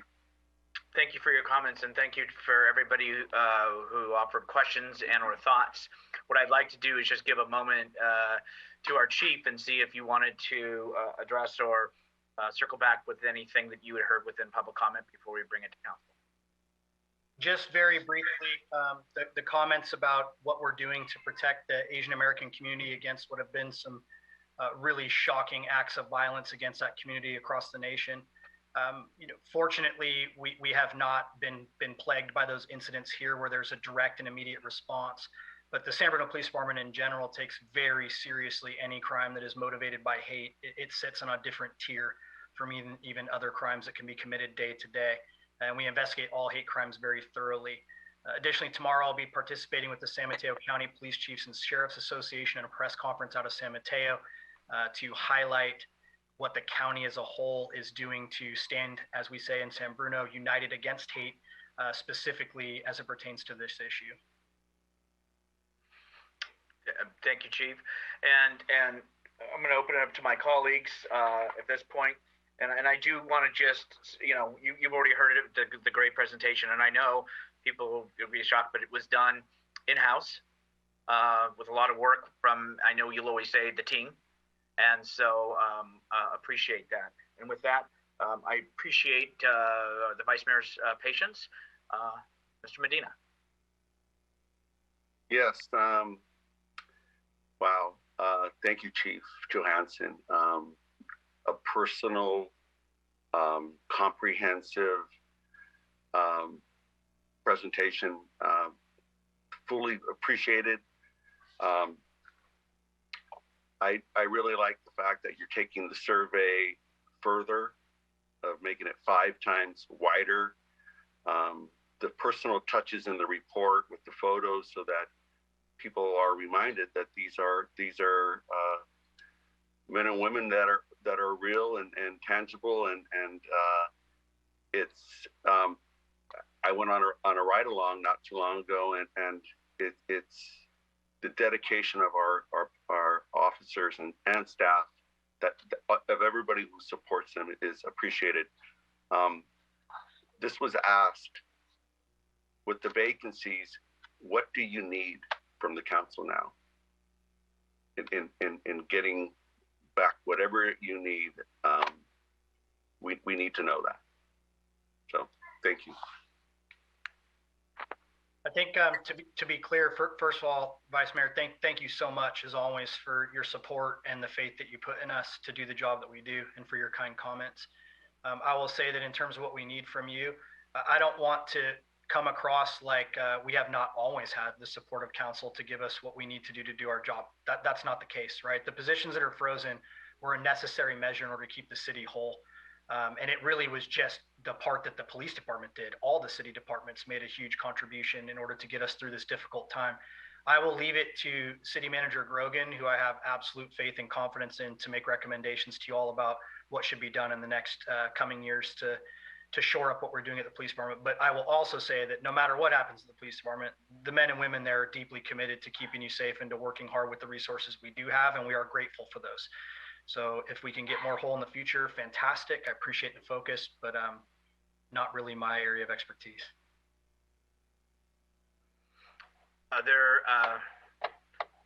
Councilmember Mason, please. Great, thank you. Thank you for the presentation.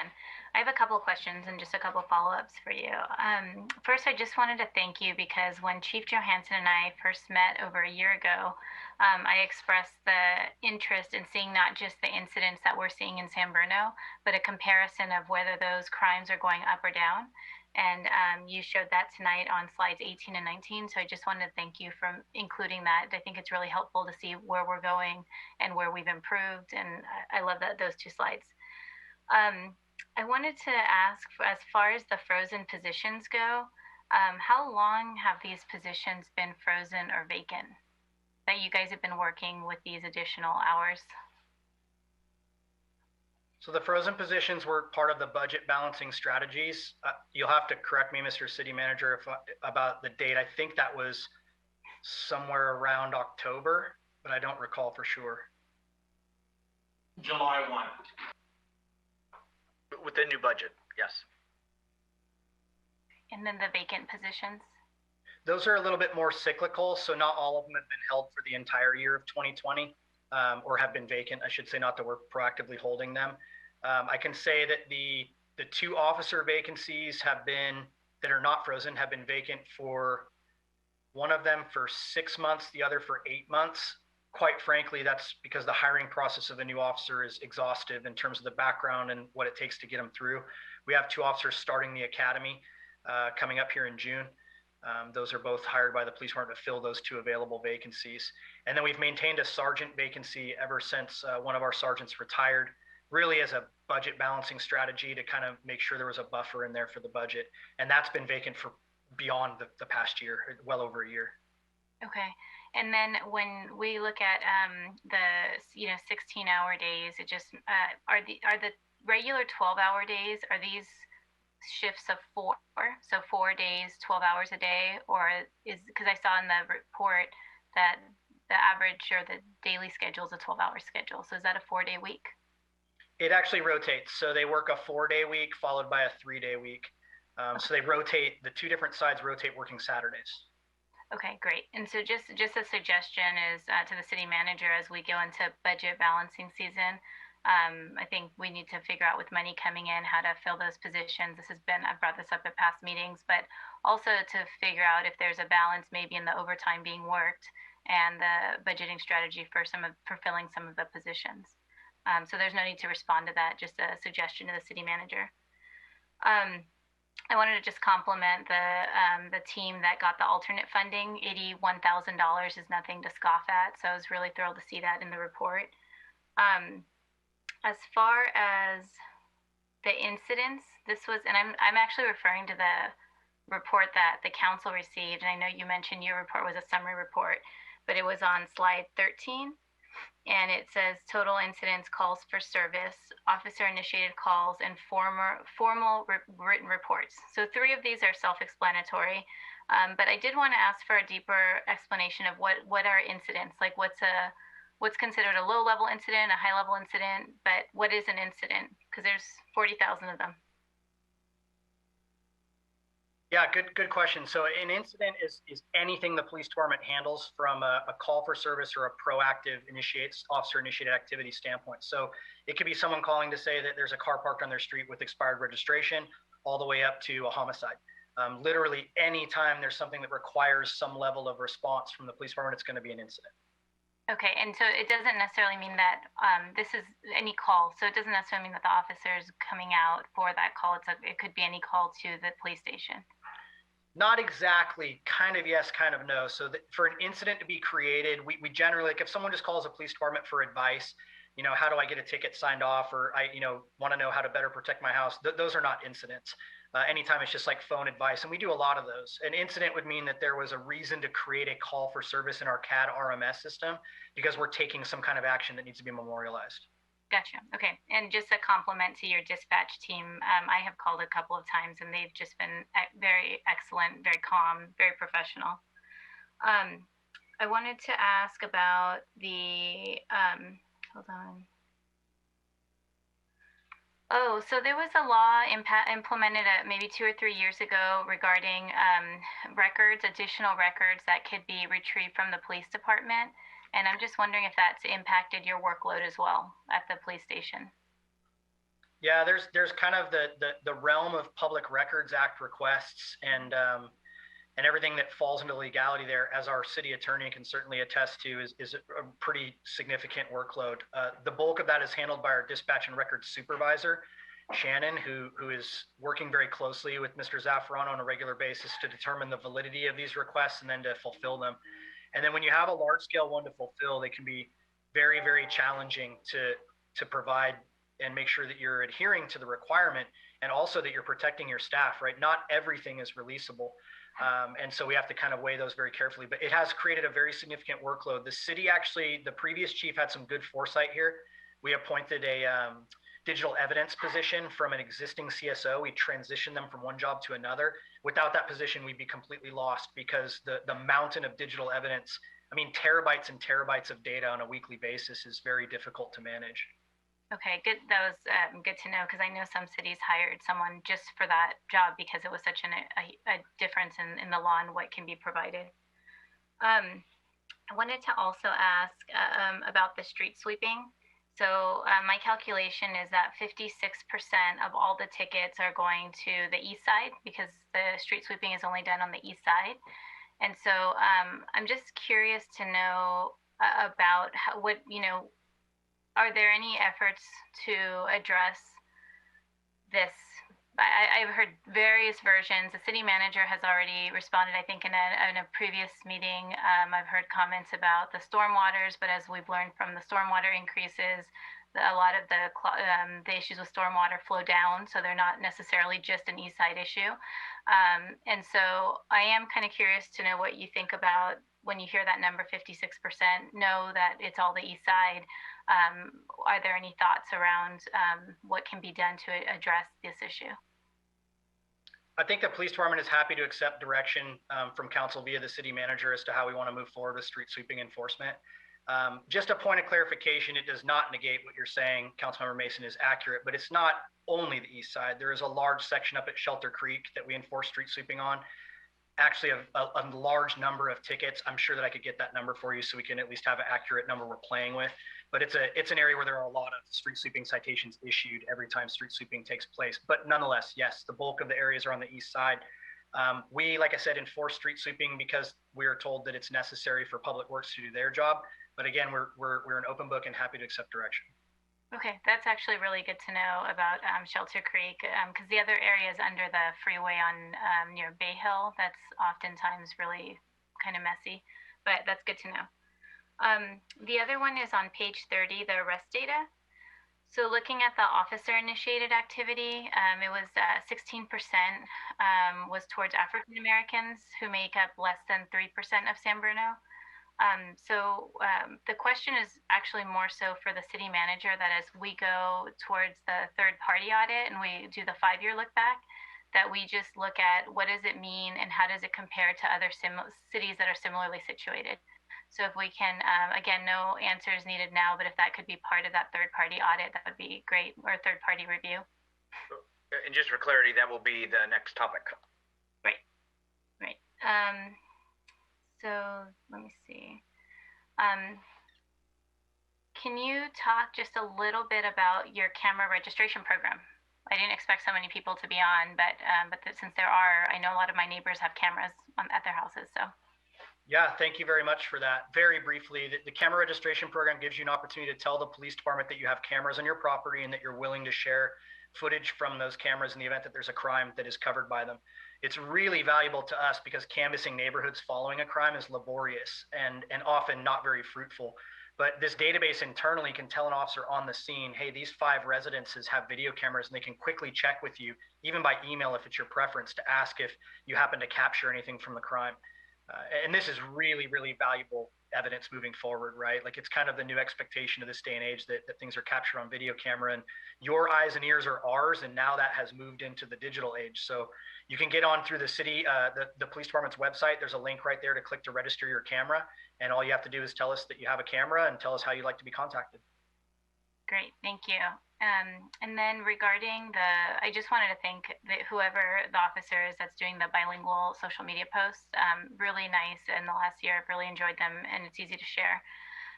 So pretty much that's about it. I'll have some more questions for the next presentation, but just want to say I really appreciate everything you guys are doing. I know I asked some questions that aren't always fun and exciting to answer, but I do believe that police have one of the hardest jobs right now in urban America. And so I just want to make sure that that's clear and that you know that the police department is definitely appreciated. Thank you. Any other questions or comments from my colleagues? Oh, there you go. Councilmember Hamilton. I'll be really brief because I want to echo the comments from our residents and from my colleagues just about the thoroughness and the clarity of this presentation was excellent. Really appreciate the attention to detail. I appreciate you answering the questions that I sent in advance and incorporating them into the presentation. So I won't waste a lot of time except just to express my gratitude to you and to the rest of the team for all the work that you do. Thank you. Councilmember Salazar. Thank you.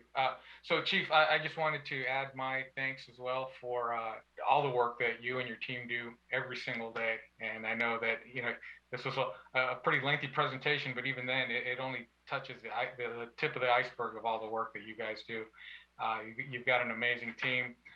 Very proud of the work that you're doing. And so I just wanted to echo my thanks and support for the department. And I'll finish it up, and I'll make it quick as well. I do want to thank you. I don't think any of us or the public realizes that this was a goal and objective set by the police department. And you've now been our chief for about a year. And unfortunately, it's been a whole COVID time, but there will be that time that we will meet again. But it was a lot of time and a lot of effort, and I know you spearheaded it. But I know it took a whole department and the team and a lot of all their talents and their abilities to help put this document together that will be shared, will be on the website, because somebody had asked that question. And in light of all that happens, I think we are blessed to have the department that we do and the people that help and protect us without question. And the unfortunate thing is with the Colorado tragedy, I thought back to YouTube and going to that scene and then seeing, and when you saw on video, officers running in to the building, not knowing what was on the other side, with shots being fired. And yet that is what you folks do. And unfortunately, obviously 10 passed, were killed, and an officer who obviously gave the ultimate sacrifice. And so there is nothing more, thank you doesn't say it enough. And I don't know any other words to use, but I have being a part of a crime prevention committee, as Councilmember Salazar was, and being an employee and being all those things, very proud of the department. Been very proud of the men and the women that serve at every level. Dispatchers sometimes have the toughest job, let me tell you. And so that whole team makes it work. So I think you've heard from all council members to please pass on to your team and to that department our sincere appreciations and thanks. And thank you for the detailed report. All right, with that, I'm going to proceed on to under announcements and presentations, item C, receive presentations on safe and equitable policing review. And I'm first going to turn it over to the city manager. Good afternoon, council. Can you see the slide? Okay. Yes. City Manager Javon Brogan, and it is my pleasure tonight to present the City Council and the community with an update on our safe and equitable policing review. And so this is our second presentation tonight on policing in San Bruno. And so let's just jump right into it. So the goal is to provide you with an overview of this project. And let's talk a little bit about this project. What is it and what is the background? The agenda for our presentation, we'll do background. I'll give an overview of the scope of work. We'll have a detailed update on phase 1 by our police chief. He will come back. And then we'll talk about phase 2 that is getting ready to begin and introduce part of the consultant team that will be working on that. And then we're happy to take questions from the city council and of course public comment. So a little bit on the background. As we know, this is a unique moment in our country, and there have been calls for police reform and justice reforms, not just nationally, not just statewide, but here locally. And there was really a catalyst moment in May 25th of 2020 with the death of George Floyd. But really also the countless others have created a moment. And we know that there's 8 Can't Wait, a call for 8 immediate changes to law enforcement. And so what that really created for us here in San Bruno is that, as the city council knows, the city council issued a resolution on June 9th of 2020, really condemning the death of George Floyd and reaffirming that racism and hate and injustice has no place in San Bruno. In addition, we committed, and I committed as your city manager, to undertake an in-depth review of how we police here in the city of San Bruno. And so you have that commitment from me. We have already launched this project. We sit right now 63 days away from George Floyd's death, the 1-year anniversary of George Floyd's death. And so with the challenge of this review also comes a unique opportunity, and it's an opportunity to look introspectively from within and determine if there are any room for improvement on how we police here in San Bruno. I will say it was my pleasure to promote Chief Ryan Johansson from a lieutenant to our police chief in March of last year. Ryan has been with the department 15 years, and his commitment when I first met with him and said, we're going to take a deep dive. He really relished at the opportunity, and as you saw tonight, really is committed to doing this work and has been a partner with me in developing the scope of work for the work that we are undertaking. And so the objective of what we're calling the San Bruno Safe and Equitable Policing Review is to assess and enhance the San Bruno Police Department's ability to provide for the public safety needs of our community fairly and equitably through a review of the police department's policies, practices, a detailed data analysis, and an assessment of community perceptions. And as we all know, perceptions can be reality, and it is important to reach out to the community, and you'll hear a little bit about how we intend to do that through phase 2. So this project has 2 phases. The first phase is an internal review by the police department. And in many ways, you have just received the largest outcome of that phase 1 review, and that was the annual report presentation from Chief Johansson that you just heard. Tonight, you'll hear a little bit more through this presentation because there are additional components of that. But it's important that this review really began with the police department and the men and women that put their lives on the line and that run in when we run out. And so affording the police department to be the initial phase in this review was critical. Again, I just want to thank the chief and the entire department for the work that they've done to date. We're getting ready to embark on phase 2, which is the city managers and the independent review. So we will be supported by Impact Justice. You will hear tonight from Antoinette Davis, a director with Impact Justice, and she will introduce the team and talk a little bit about who they are. We will also be supported by Howard Jordan, and I'll talk a little bit about his background shortly. So first, let's begin with phase 1. What is the scope of work for phase 1? It is a detailed policy review of all of the critical policies in the police department. But a key note is and revision. We were not going to wait for the conclusion of some review. Chief Johansson had his directives from me. If he saw any policies that he thought needed to be changed, he had the full right to implement immediate change in those policies through general orders. A review of all of our training practices, a detailed data analysis, and you saw a part of that, and so we won't go into that in detail because you just received an assessment of our calls for service, use of force, and arrest data for 1 year. Phase 2 will be a multi-year look back, and that's important. There was also a review of our disciplinary practices and the processes with regard to how they come in the door and how they're processed. And there was also a review of ongoing community engagement efforts, and you heard a little bit about that, and that was immediately realizing that, you know what, we needed to change and improve how we survey the community, and also produce a very detailed written annual report. And so work has already begun on that. I'll pause right now and turn it over to Chief Johansson to talk at a high level about other components of phase 1 and go through where we stand with 8 Can't Wait as well. Chief Johansson. Thank you, sir. I'll be very brief. I've already taken more than an hour of you watching my head bobble around and talk tonight, so I'll try to move through this and give you the info that you're looking for.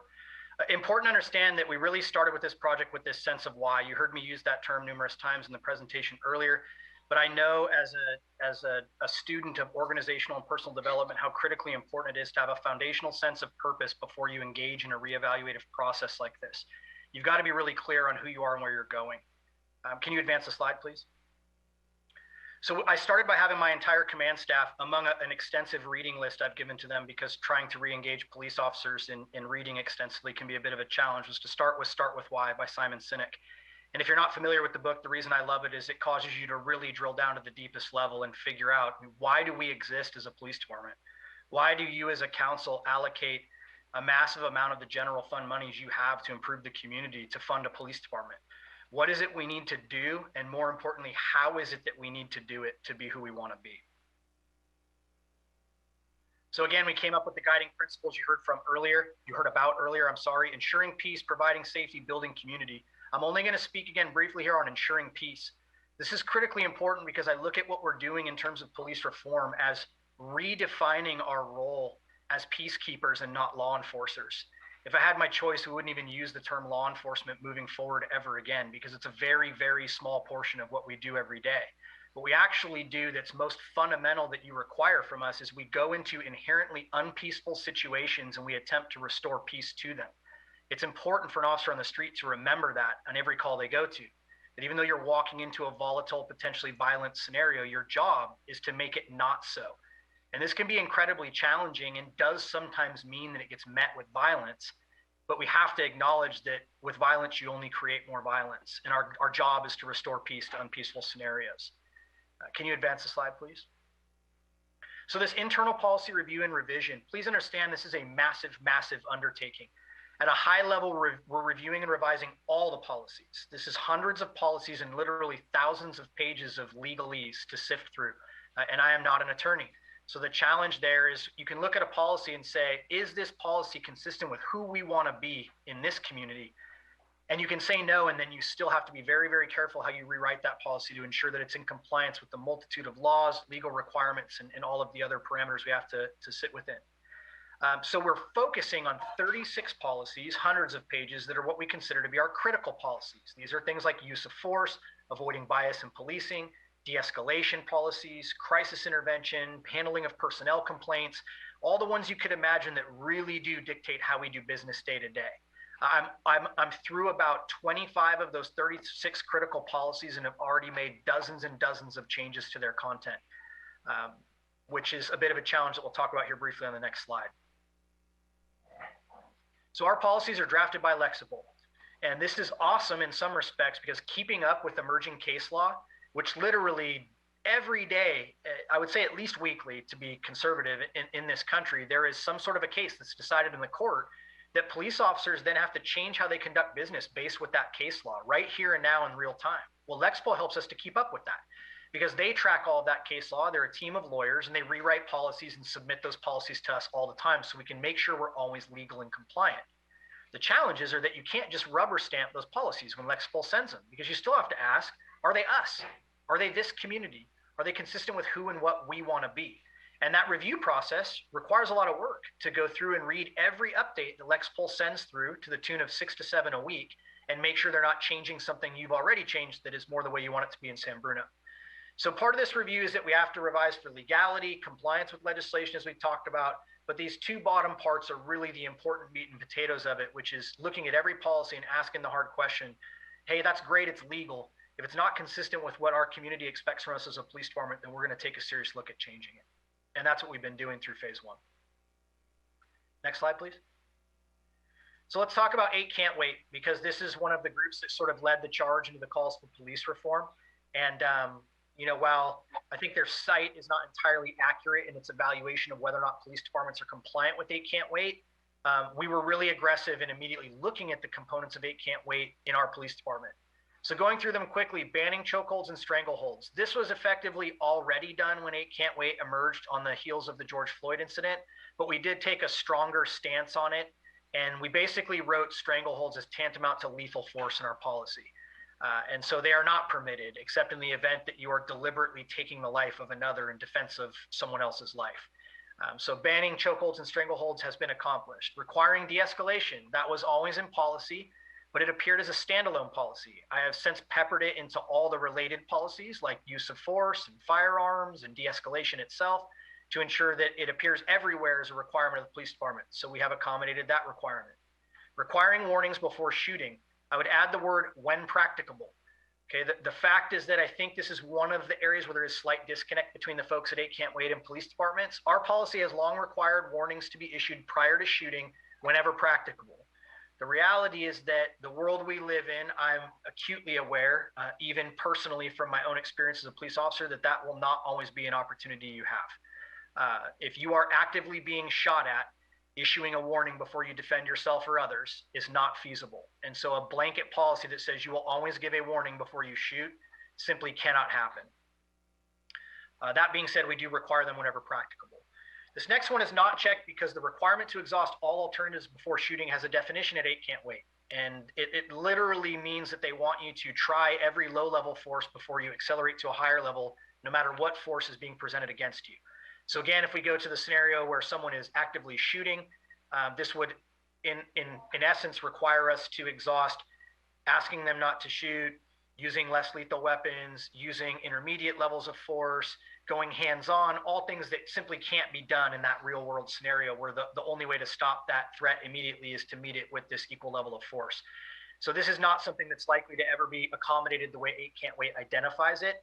but I'll talk a little bit in a minute about use of force continuum and how we do address it. Duty to intervene has long been a policy of San Bruno Police Department. If you do not intervene in a use of excessive force by a fellow officer, you are subject to discipline up to and including termination. We have reinfused that in our staff.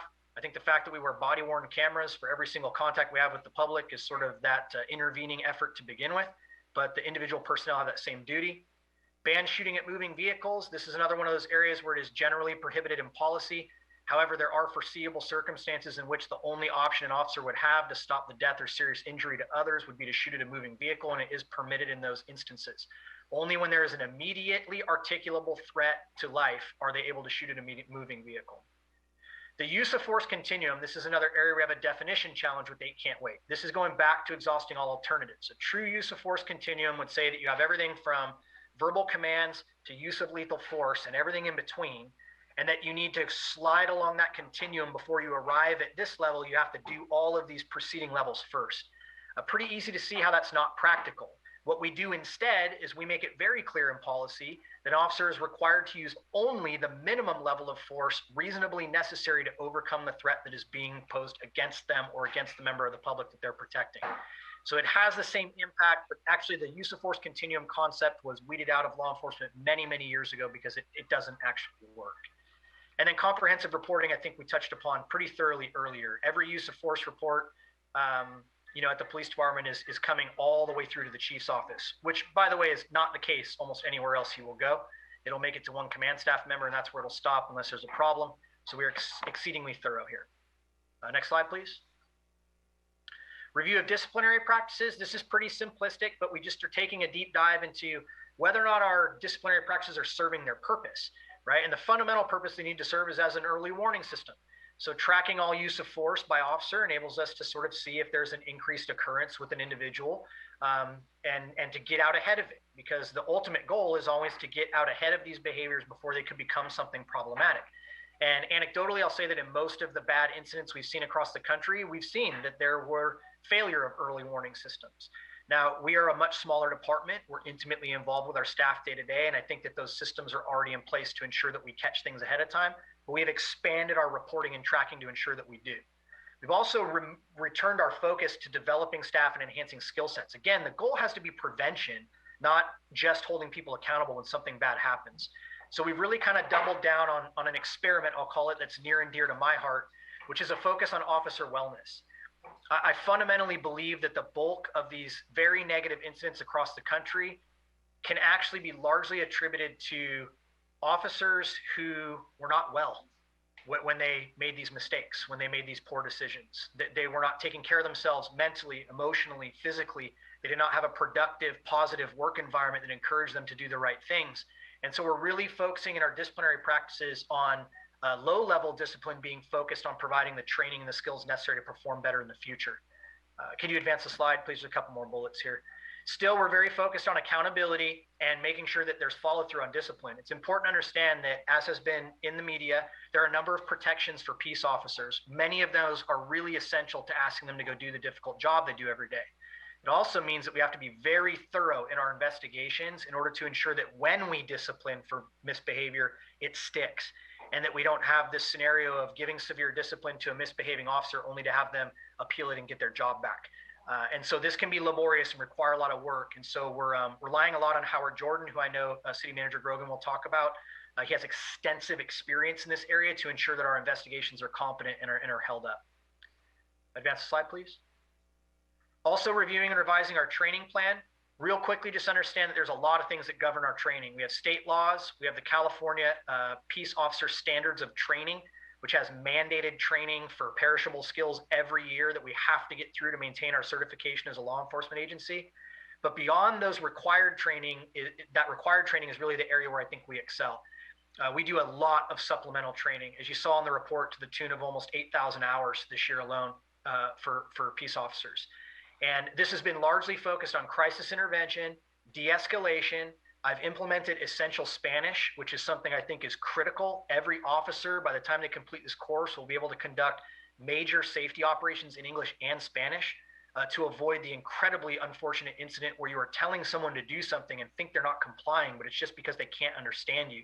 So we can't make everyone bilingual, but we can at least make sure that every officer can conduct a high-risk stop in Spanish, can tell you to stop, to put your hands up, to drop a weapon, and can ask basic information to determine the level of emergency they're dealing with if you run up to them on the street and need help. So we've implemented essential Spanish training in our briefings for the entire staff.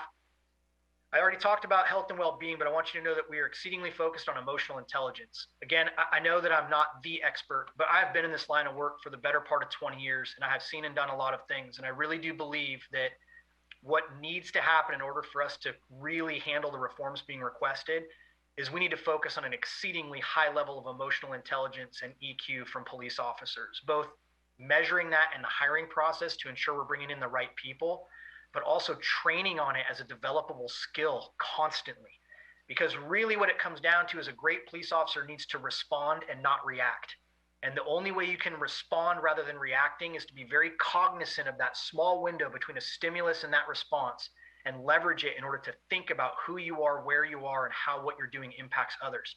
So we're really focusing on emotional intelligence, which includes training outside of the law enforcement realm we normally train in. Private sector training that would be more consistent with what you get at a business rather than at a police department. Advance slide, please. We talked a lot about data analysis, so I won't go into it any further here, but just know that what City Manager Grogan will talk about is that data you saw tonight is but the tip of the iceberg of what we will give access to for impact justice and their analysis. We are open doors. I've already opened those doors to Howard Jordan, and so that he can begin doing his analysis. We want to be better, and we're committed to really working with good data to do that. I want to touch briefly here on stop data. To me, this is far better than arrest data as a measure of equity in police activities. Stop data is literally collecting racial and identity data on people who are detained by the police every time they're detained, not just associated with an arrest or a case. And stop data is mandated under RIPA, Racial Identity Profiling Act. We are mandated to start in January of 2022. We have almost completed implementation and will actually begin 6 months ahead of schedule in June of this year as a beta program to ensure that we iron out all the kinks and are doing it properly before we have to report back to DOJ. But I just want to put it on your radar because this will be better data for you to look forward to in coming years in terms of how you measure what we're doing as a police department. Next slide, please. We want to review and enhance and expand that data. So I guarantee, I think council was very kind to me tonight. I appreciate that. I know there's data points that you probably looked at in the report and thought, I'd like to see this as well, or why isn't there more historical data? All valid questions and truly indicative of your desire to contribute to a better policing environment in the city. Just know that this is my first year, and knowing what we want in that report, it required a lot of time and effort to mine for that data. Now that we know what we want in there and we're doing these reports every year, that data will be expanded upon and much more available to you. So not only the annual report, but you'll see coming out in 2021 some additional transparency. And finally, I want to touch upon, this is a really huge component of transparency and community outreach that a lot of people are not aware of, which is Citizen RIMS. RIMS is our CAD RMS, our records management system at the police department, where we log every single call for service, and everything we do in CAD RMS through RIMS. And as a citizen, as a resident, you have access to this data in near real time. It will not tell you what's happening right now for officer safety purposes, but it will tell it to you very quickly thereafter, where you can search for incidents by date, incidents by type, arrests. You can map them out and see exactly what's going on in your city in really a very transparent format.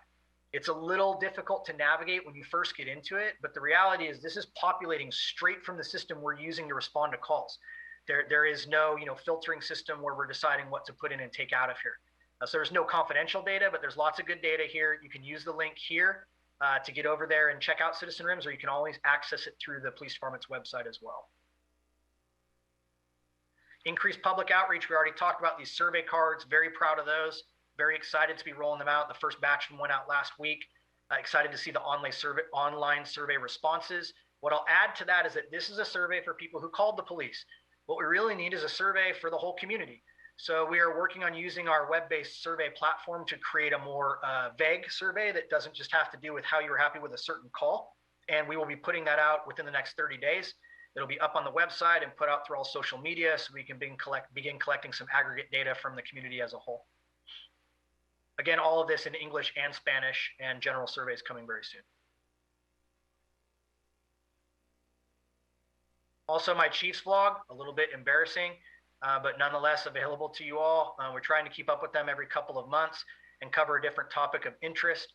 We have a Chiefs vlog we'll be working on in the coming weeks, which will highlight the Citizen Crime Prevention Committee and their role in working with the police department and the ability for the community to engage very actively in what policing in your community looks like by working with that committee. And we'll also give you a sneak peek into our new mobile command vehicle. So look forward to that. And if you want to see those proactively, you can always follow us on YouTube. We're under the San Bruno Police Department. That's our channel. And then you'll get notifications when new videos come out. And finally, regional coffee talks. These have been virtual for now, but I'm really hopeful to get back face-to-face with the community. It's the reason I wanted to be in this role in the first place. But you will see more and more of these rolling out both virtually and in person throughout 2021. They'll be organized as smaller groups, not your typical town hall that can sort of get out of control with volume. But we'll probably focus on working with neighborhood watch directors so that they can coordinate different neighborhoods. We can get an opportunity to work with some community leaders through the churches and the schools to ensure that we're getting to hear all the different areas of our community and their interests and their concerns for the police department. And with that, I think I'm turning it back over to you, Mr. Grogan. So thank you, Ryan. So I'll talk a little bit about phase 2, and then I'll be joined again by Antoinette Davis. So phase 2, this is a 12-month effort. We will be launching this in April 2021 with a formal kickoff meeting with staff at the police department. Our consultant team will do ride-alongs and tours of San Bruno. They will get to know us and the department as intimately as they can, 6 feet away, wearing a mask due to COVID-19. We will also have individual interviews with counsel, as well as they will conduct interviews with the entire command staff. In June through August, we will have a very, very in-depth virtual, due to COVID-19, unfortunately, and by mail, but community engagement process, where we will have surveys both online and mail to seek community perception. So a broad way to receive input on how the public feels about our police department, what have their experiences been, and any recommendations that the public may have. We will also convene focus groups of various constituencies and stakeholders in the community. Certainly, those will include youth. They will also include business and members of our Chamber of Commerce. As well as, for example, when we talk about stakeholder interviews, the management of the mall, and convening a group that includes businesses of the mall as a area where we know we have a lot of calls for service, so we can really understand perceptions and the ideas about improving or our police department, or really anything that arises through that. Importantly, there will be a summary report. This entire process is aimed at providing, at the end of the day, information to the council and the community. And so we will present a summary report of the community engagement themes. It's also important to note that those themes will actually influence the analytical portions that come next in the study. And so if things arise through the community engagement process, and there are themes that frankly cause the researchers to go down one path, they will have that freedom to do that. We will also have an engagement process with our personnel at the police department. There will be groups convened of officers and detectives, so there will be focus groups of our sworn staff as well as our non-sworn staff. We cannot forget them, our dispatchers, records, traffic, and code enforcement staff. There will also be individual interviews offered with members of the police department and a confidential online survey. The fourth step will include a workforce analysis of looking at the demographics of our police department, how that compares to the city's population, as well as looking at hiring practices. What are the techniques that the department uses to assess, recruit, train, and bring on new officers to San Bruno? Data. There will be a multi-year look back. So the information that was presented in the annual report was a one-year snapshot. We're going to go back to 2016 and look at arrest data, use of force, citizen complaints, vehicle pursuits, internal affair investigations, as well as officer-involved shootings. And actually, in that time, I know that there were no officer-involved shootings during that time, and so we may have to go back and aside from, actually no, in that time there were no officer-involved shootings. So we may go back past 2016 to the very last officer-involved shooting we had to pick up that information. Policing policy and training analysis with recommendations, so the entire list there. Bias prevention training, use of force, de-escalation, looking at the policies around our body-worn cameras, ensuring that the department is aligned or is aligning to the 21st century policing policies, taking a look at our personnel complaint process, as well as the all-important restorative justice. And lastly, we will culminate with a comprehensive report produced for the City Council that will have both recommendations and, if there are action areas, a suggested implementation action plan. So it is not that document that sits on the shelf, but it is a document that will move from recommendations to implementation, and we will absolutely outline that for the City Council and the community. So next, why don't we talk about our partners? And so in doing this work, as the city manager, yes, it is my responsibility to oversee Brian and the police department.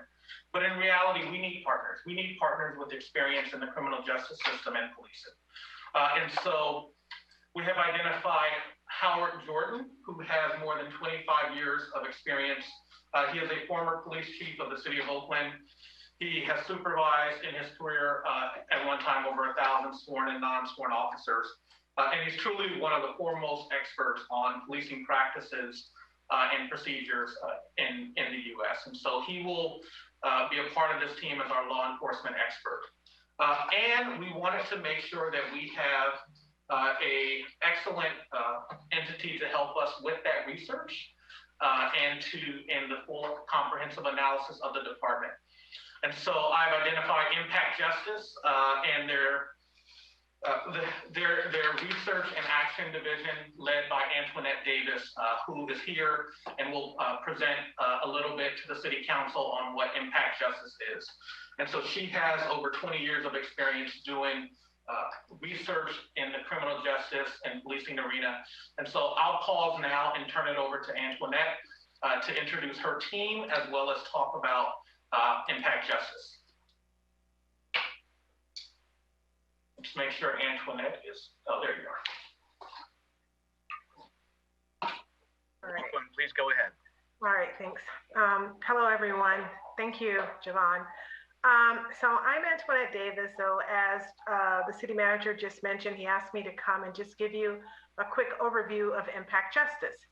And since you just gave the introduction for Howard Jordan, I will just go ahead and just highlight some of the folks that you see on the screen right now. So these are just some of the folks from our team. We're an organization of about 80 people. And so some of the folks that do research, it's about 15 of us. So again, I'm Antoinette Davis. I am one of the vice presidents with Impact Justice. I'm also the director of the Research and Action Center. I've been with Impact Justice for about 6 years. And before that, as Javon said, I've been doing research and evaluation for about 20 plus years. You'll see Donna Linton also on the screen. Donna is a consultant with Impact Justice. She has over 40 years of experience in public administration. Much of that time was spent serving Alameda County as the assistant county administrator. At the bottom, you'll see Dr. Danielle or Danny Soto, who is the Associate Director of the Research and Action Center. She is a criminologist by trade, spent many years in the academic setting, wanted to take her talents and move it to the nonprofit sector. Lauren McCary is one of our support staff. She is an analyst, an exceptional analyst. She's provides support to a variety of projects, and most recently was one of the key staff for the District of Columbia Police Reform Commission. And at the end is Catherine Stroud, who was one of our senior analysts, and she also helps to provide project management and things of that sort for many of our projects. And she also has a background in criminal justice. Next slide, please. So, Impact Justice, who are we? We are a National Innovation and Research Center. We have offices in Oakland, California, as well as Washington, D.C. We've been around for about 6 years, but with that said, most of us have years of experience, and we've been in the field for a very long time. Our president is Alex Buzansky, who was a former prosecutor. He's worked for the Department of Justice, and he also was in charge of the VERA office of VERA. VERA, the VERA Office of Justice in Washington, D.C., before founding Impact Justice.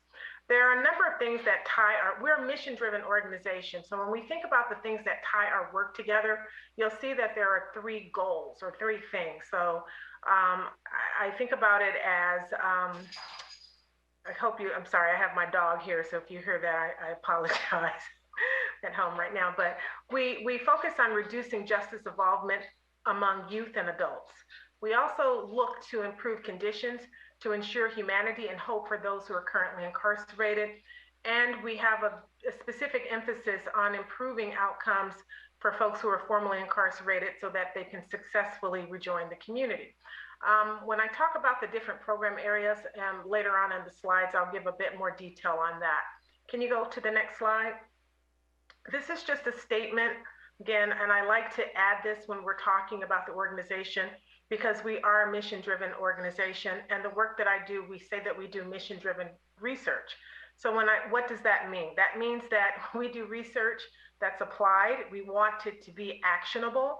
I've worked in the academic setting before, and that's there's an appreciation for both, but with that, there are some instances where you'll do research where you're just collecting numbers to collect numbers and you present things. What we do, we want to do it in partnership and make sure that it's something that's applied and practical and things that we can actually share. And, we don't want to write big reports, and we're in agreement with that with the city manager and also with Ryan. We don't want to write, 500-page reports that no one's going to read. We really want to pull that together and work in partnership so that it's something that folks can use and help to improve practices. Next slide, please. There are 4 major teams in Impact Justice. We have our Restorative Justice Division. They are currently working with jurisdictions across the country, providing technical assistance and training to jurisdictions across the country to help implement pre-charge diversion programs for youth who are charged with serious and violent crimes. So it's providing technical assistance to a variety of jurisdictions across the country. This program has been shown through research to be very effective as another off-ramp for youth so that they don't have to go through traditional case processing.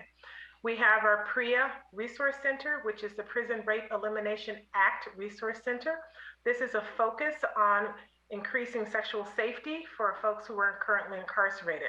So as you can see, that goes back to the 3 things that I mentioned beforehand in terms of helping to prevent people from coming into the system, as you'll see with the Restorative Justice Project, improving sexual safety and for those who are confined, which we do through PREA.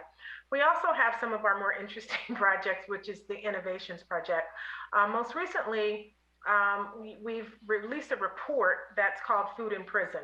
And this has really has been more of an expose and an assessment, a 5-part assessment of food in prison. So what goes on in terms of what are the things that policy-wise that prevent folks from having access to healthy and consumable food. So for those who are interested, you can definitely check out our website. The Food in Prison report was actually highlighted through the New York Times.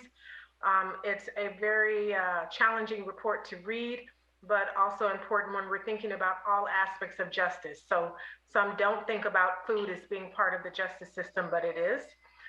We also have the Homecoming program. And this is also a project that was highlighted on the news in the Bay Area. This is providing 6 months of housing to folks who have spent 10 or more years in prison. And it's providing really an informal mentoring and a housing situation with 6 months of free housing for folks. So it can help them to, again, reintegrate back into the community, have a place to stay, and not have to worry about some of the very basic things so that they can, integrate and find work and things of that sort. And then there's the Research and Action Center. So I always say that what we do is in our name. We do research and evaluation. So we provide support to some of our internal projects, but we also work with jurisdictions across the country. We support,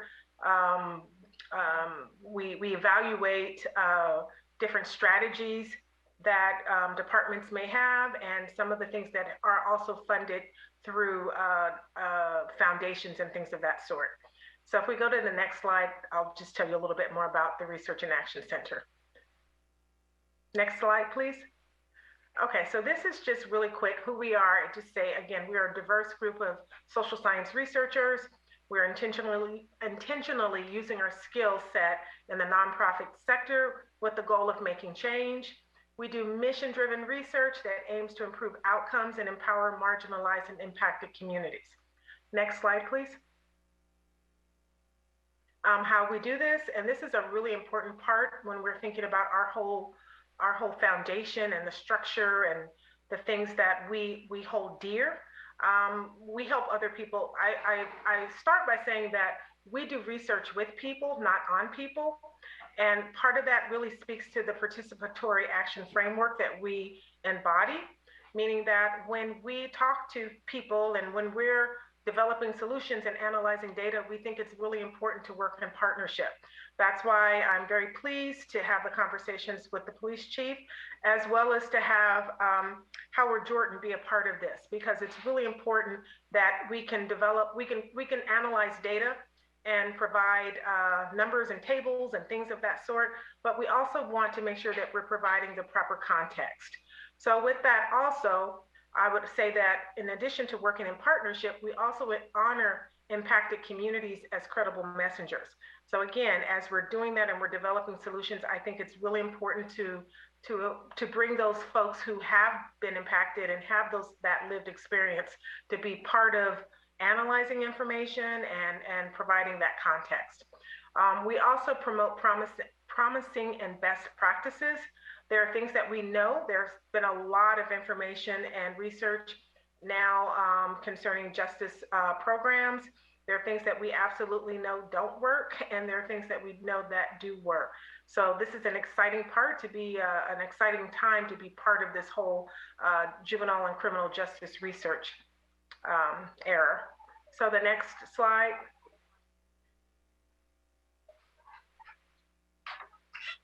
Okay. And this is just something that we can take. I just added this because I wasn't sure how much time we would have, and I know that this presentation can be printed and reviewed later on. But this, again, just goes over our belief and our approach. We believe that the best solutions come from those who are closest to the problem. We view research as a tool to elevate the voices and expertise and solutions of those most impacted by our current carceral system. We prioritize fostering strong relationships at every stage of our process, meaning that part of the project, that was discussed is that we will engage in key stakeholder interviews. It's very important that we have conversations with the council as well as people who are in the community. We will do extensive interviews with police staff and things of that sort. I see us taking a cross-section sample of folks who are in the San Bruno community when we're talking about community engagement. That needs to involve a cross sample of folks, and also to include some of those folks who are most impacted by their interactions with the police. And most frequently, those are Black and Brown communities. But with that said, we have a very strong track record of working effectively with community-based service providers, with youth, adults who are impacted by the systems, with public defenders, judges, district attorneys, and probation departments and police departments. So that's one of the things that I do believe sets us apart. We have respect within the community, and we have respect within systems players. We absolutely work with systems. and see ourselves as providing information and data to help you to be able to do your jobs better. So that's just a little bit about impact justice. I would also encourage you, and I know I've stumbled a little bit, and forgive me for that, it's been a long day, but I encourage you to look at our website. We have a lot of information on there. And I also encourage you to look at the Food in Prison report. It's just something that's really, really interesting, and kind of I haven't seen other reports like that. So that's impact justice. Thank you, Antoinette, and thank you, City Council. Phase 2 is an important project, and just in closing, it's meant to elevate all voices. Those impacted by law enforcement, our community stakeholders, residents who may simply be concerned about their own safety, our businesses, our community leaders like yourself, as well as the police department. And so we look forward to this exciting project and a true partnership and transparency and an open book assessment and look at how we police here in Bruno. So thank you.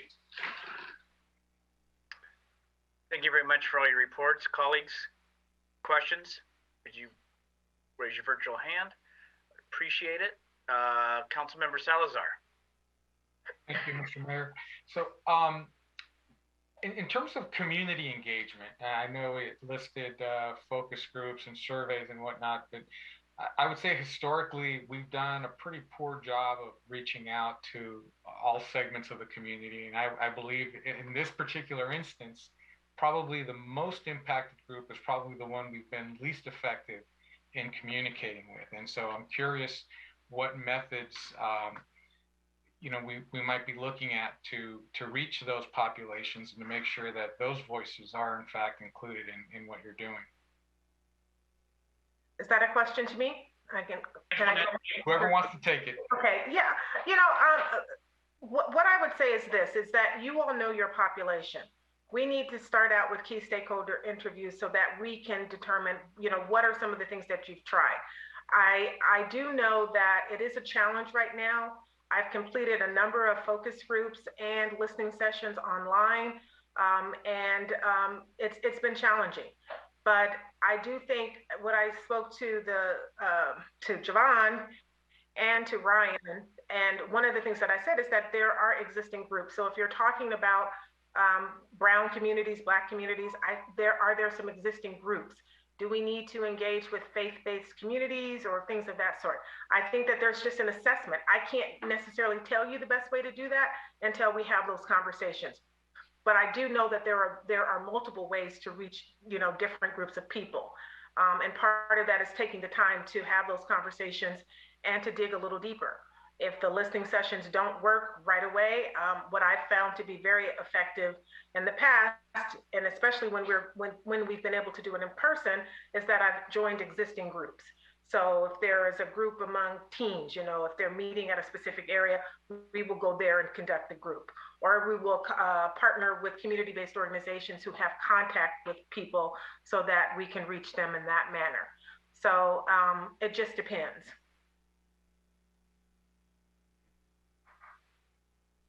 Councilmember Mason.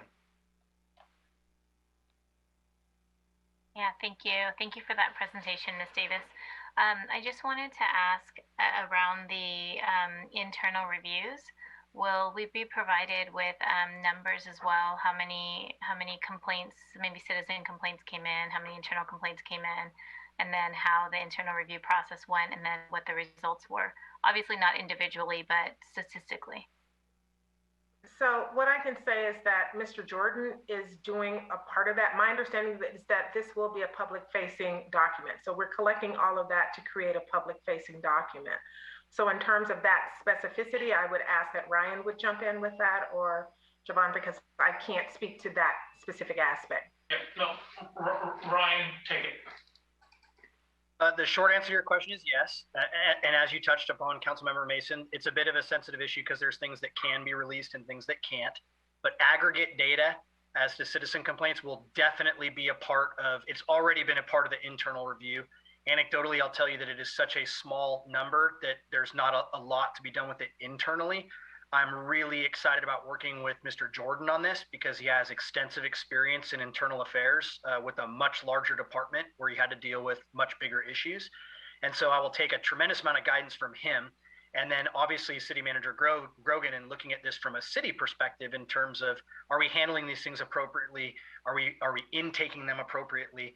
And are we being transparent about them? So there will be aggregate data provided as a part of this report without question. And then another question is, will this review also include some information around the intersection between police and mental health? We share services of the county with 20 other cities. So how is that? I think it's a separate question what San Bruno is paying for the services and, what the contribution is through taxpayers and such. But what exactly is it that we're reaping from the county, and how is the police department associating the mental health issues with the actions and results that we're getting? Yeah, I'm going to have to fall on the sword here because, as I said, we're learning from this process, and you have just uncovered a huge gap in the annual report. So yes, that is a gap that we will close as we work through this review, and in the next year's annual report, it's very reasonable for you to ask for data surrounding our calls for service regarding mental health. Okay, and then the last one is linked to mental health in many ways, but our officers' approach to homeless. We have an officer dedicated who's going out regularly. What are the results? How can those be enhanced? Is there any bias or judgment or implicit bias, et cetera? But will we be seeing that as well in this report? I guess you're asking for our direction, so that's something I would say I would want to see. And can I just also say again, one of the first things that we do plan to do after we have a planning, a month of planning, but we will have key stakeholder interviews with each of you so that we can understand your priorities and things of that sort. It's really key to this process working. It's getting input from all of you. Great, thank you. And I just want to echo Councilmember Salazar's comments. I think that we do need to reach out to all of our communities. Often the ones that are very silent may end up being the loudest once they're in a room and feel comfortable. So Ms. Davis, I agree, reaching out to the faith-based community, and we have a number of other groups here in San Bruno that are not necessarily, engaged with the government, but I think would be really helpful to have that voice. Thank you. Vice Chair Medina. Yes, thank you. I was able to briefly take a look at your website, and there's definitely some fascinating topics that you guys are looking into. As for conducting these type of reviews, how many have been conducted by your firm? So in terms of so there are a couple of things here. So in terms of having the partnership with Howard Jordan, Howard does police reviews. We don't normally do, I can't say that I'm a policing expert. And I have done trainings and things with the police, but to be quite frank, I'm excited about having the partnership with Mr. Jordan because that is his specialty. And I think that can speak volumes to what he can bring to the table. But in terms of doing and working in partnership with cities and with probation departments and things of that sort, we've done a lot. I can get you the exact number, but right now, I would say that we probably currently have about 15 current projects right now that we're specifically are data analysis and things of that sort that we're providing support to different jurisdictions. Right now, we're working with Alameda County. It's a bit different. So, some aspects will be different, but it is still an analysis of data, a mixed methods approach to data where we're collecting key stakeholder interviews, we're analyzing data, and we're supporting folks to complete data-driven decision-making. And we make recommendations. So I don't know if I really answered, but I'm not going to say I'm not a quote policing expert. I'm a researcher, and we're a research firm that provides support to specific jurisdictions and probation departments, police departments, and things of that sort. Thank you for that. I was just curious because it didn't have that part highlighted as much as the other interesting reforms on your website, and looking forward to the assistance with the expert in the police review. My final question is, to our city manager and basically is, you know, what budget costs are we looking at for this important work? Right. So thank you, Councilmember Medina. The City Council allocated an additional $75,000 in 2020 for this effort. The total cost is approximately $100,000, so 25 coming from existing budgeted sources. I will say to your last point, or your last question, which is a really good one. When we were looking for partners to help us out with this work, there are firms that do organizational studies of police departments, right? It's essentially a personnel resource organizational study. Then there are firms that are researchers in the criminal justice system, right? There's actually not one firm, believe it or not, that is an expert in reaching communities that are impacted by law enforcement that have a significant background in the criminal justice system, that's also a law enforcement policing expert.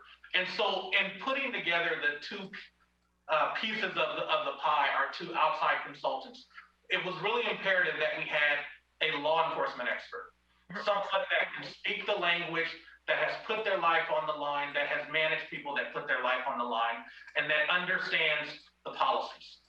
But also having a firm and a group that could reach the people that are most impacted by law enforcement, and that has the analytical tools to be relevant and be heard and seen by that community. And so that's why you see two components to this work. And it's really critical that they work together. And so certainly I'm comfortable and confident that we found a good partnership in Impact Justice and Howard Jordan to do this important work for Bruno. And the honest answer is, I've said it probably to the team too many times. We're sort of creating something from whole cloth and doing a comprehensive, detailed review like this. It's not just an organizational study of how many police officers do you need to police and what does the budget look like. I think we're actually really doing something unique here, and I'm excited about it. And through the mayor, let me make sure I wasn't muted. Yeah, I'm satisfied with the answers. I just was curious, and it's they're doing some fascinating work. So I just wanted to see how that was working out, and of course, the costs are always important as well. So thank you for that. Thank you. And, we do have a member of the public that has been very patient. I'd like to, in case they need to sign off and take care of other matters. If there's anybody else in the public that wanted to speak, please raise your virtual hand. And City Clerk, if you would please help me out. Paul Wapinski? Good evening. Can you hear me? Yes, whenever you're ready. Yeah, during the chief's brief, he used the term several times of what we want to be. And I'm wondering what the council's definition of that is, and where's the document that I can read that tells me what that is. I think it's important that before we have anybody doing any studies of what we want to be, we should define it so that what we end up getting is what we want to get. And the second thing is, I didn't get a chance to say this earlier, but Councilmember Mason asked earlier about statistics about race and arrests. And I think that in the chief's next brief, when he does that, he should break out the arrests or just because you get arrested in San Bruno doesn't mean you're a citizen of San Bruno. And it might be interesting to see how many people are arrested in San Bruno that aren't actually residents of San Bruno. And that might answer her question a little bit better. Thank you. And thank you for your patience, and thank you for your comments. And I know it was a little bit ago, but I believe, Chief, you can correct me, but I think it was 70% of those that were arrested were not San Bruno residents. So just as but I understand the gentleman's question. Councilmember Hamilton, did you have anything? Actually, my colleagues hit all my questions. I will comment on how important this effort is. Has my full support. I'm glad that we're doing it, and I'm glad that our police department is a constant state of continuous improvement. That's the place we want to be. Thank you. And knowing the hour, I'll just say what I appreciate is that we have a city manager who I know when my colleagues and I would just go and say, hey, we need to start to look at this. And it was like, hey, I'm giving you my commitment. We're going to do that. I'm going to work together with the police chief. So first, my appreciation to the city manager and to the police chief, being two gentlemen from different professions, right? Different experiences in life, to come together and sit together and to say, let's have an honest dialogue and let's make it work. And through the chief, I know that it has the police department's support and backing and participation. So I appreciate that. It's something that's needed, and it's always important to look inside and look hard, look strong, and look for a continued success for the future. So I would appreciate everybody doing that. Mr. Mayor, can I just add a comment before you wrap up this item? Yes, Chief. Just because I think it merits saying, I appreciate your direction in allowing us to do this, because the reality is that this is, in my view, something very special that's happening. And it requires a very special person in our city manager to queue up something like this. A very unique opportunity where you have a young Black city manager and a young white police chief who's been a part of the policing institution for 20 years, who are sitting down and having respectful, serious dialogue about complex social issues that often go ignored, and a wonderful group of human beings that impact justice that are helping to facilitate that. This really is a lot bigger than an independent review of San Bruno. I think that this demonstrates the leadership you see in the city, and really is something quite special that I feel very honored to be a part of. So I apologize for taking some more time, but I felt it needed to be said. We don't see you enough on Zoom, and so you're going to get it all together in this month for us. But no, I think you said it even better than I. So with that, thank you to all for being here this evening, and thank you again for the report. City Manager, if there's nothing else, I'm going to move forward. Nothing else. Okay.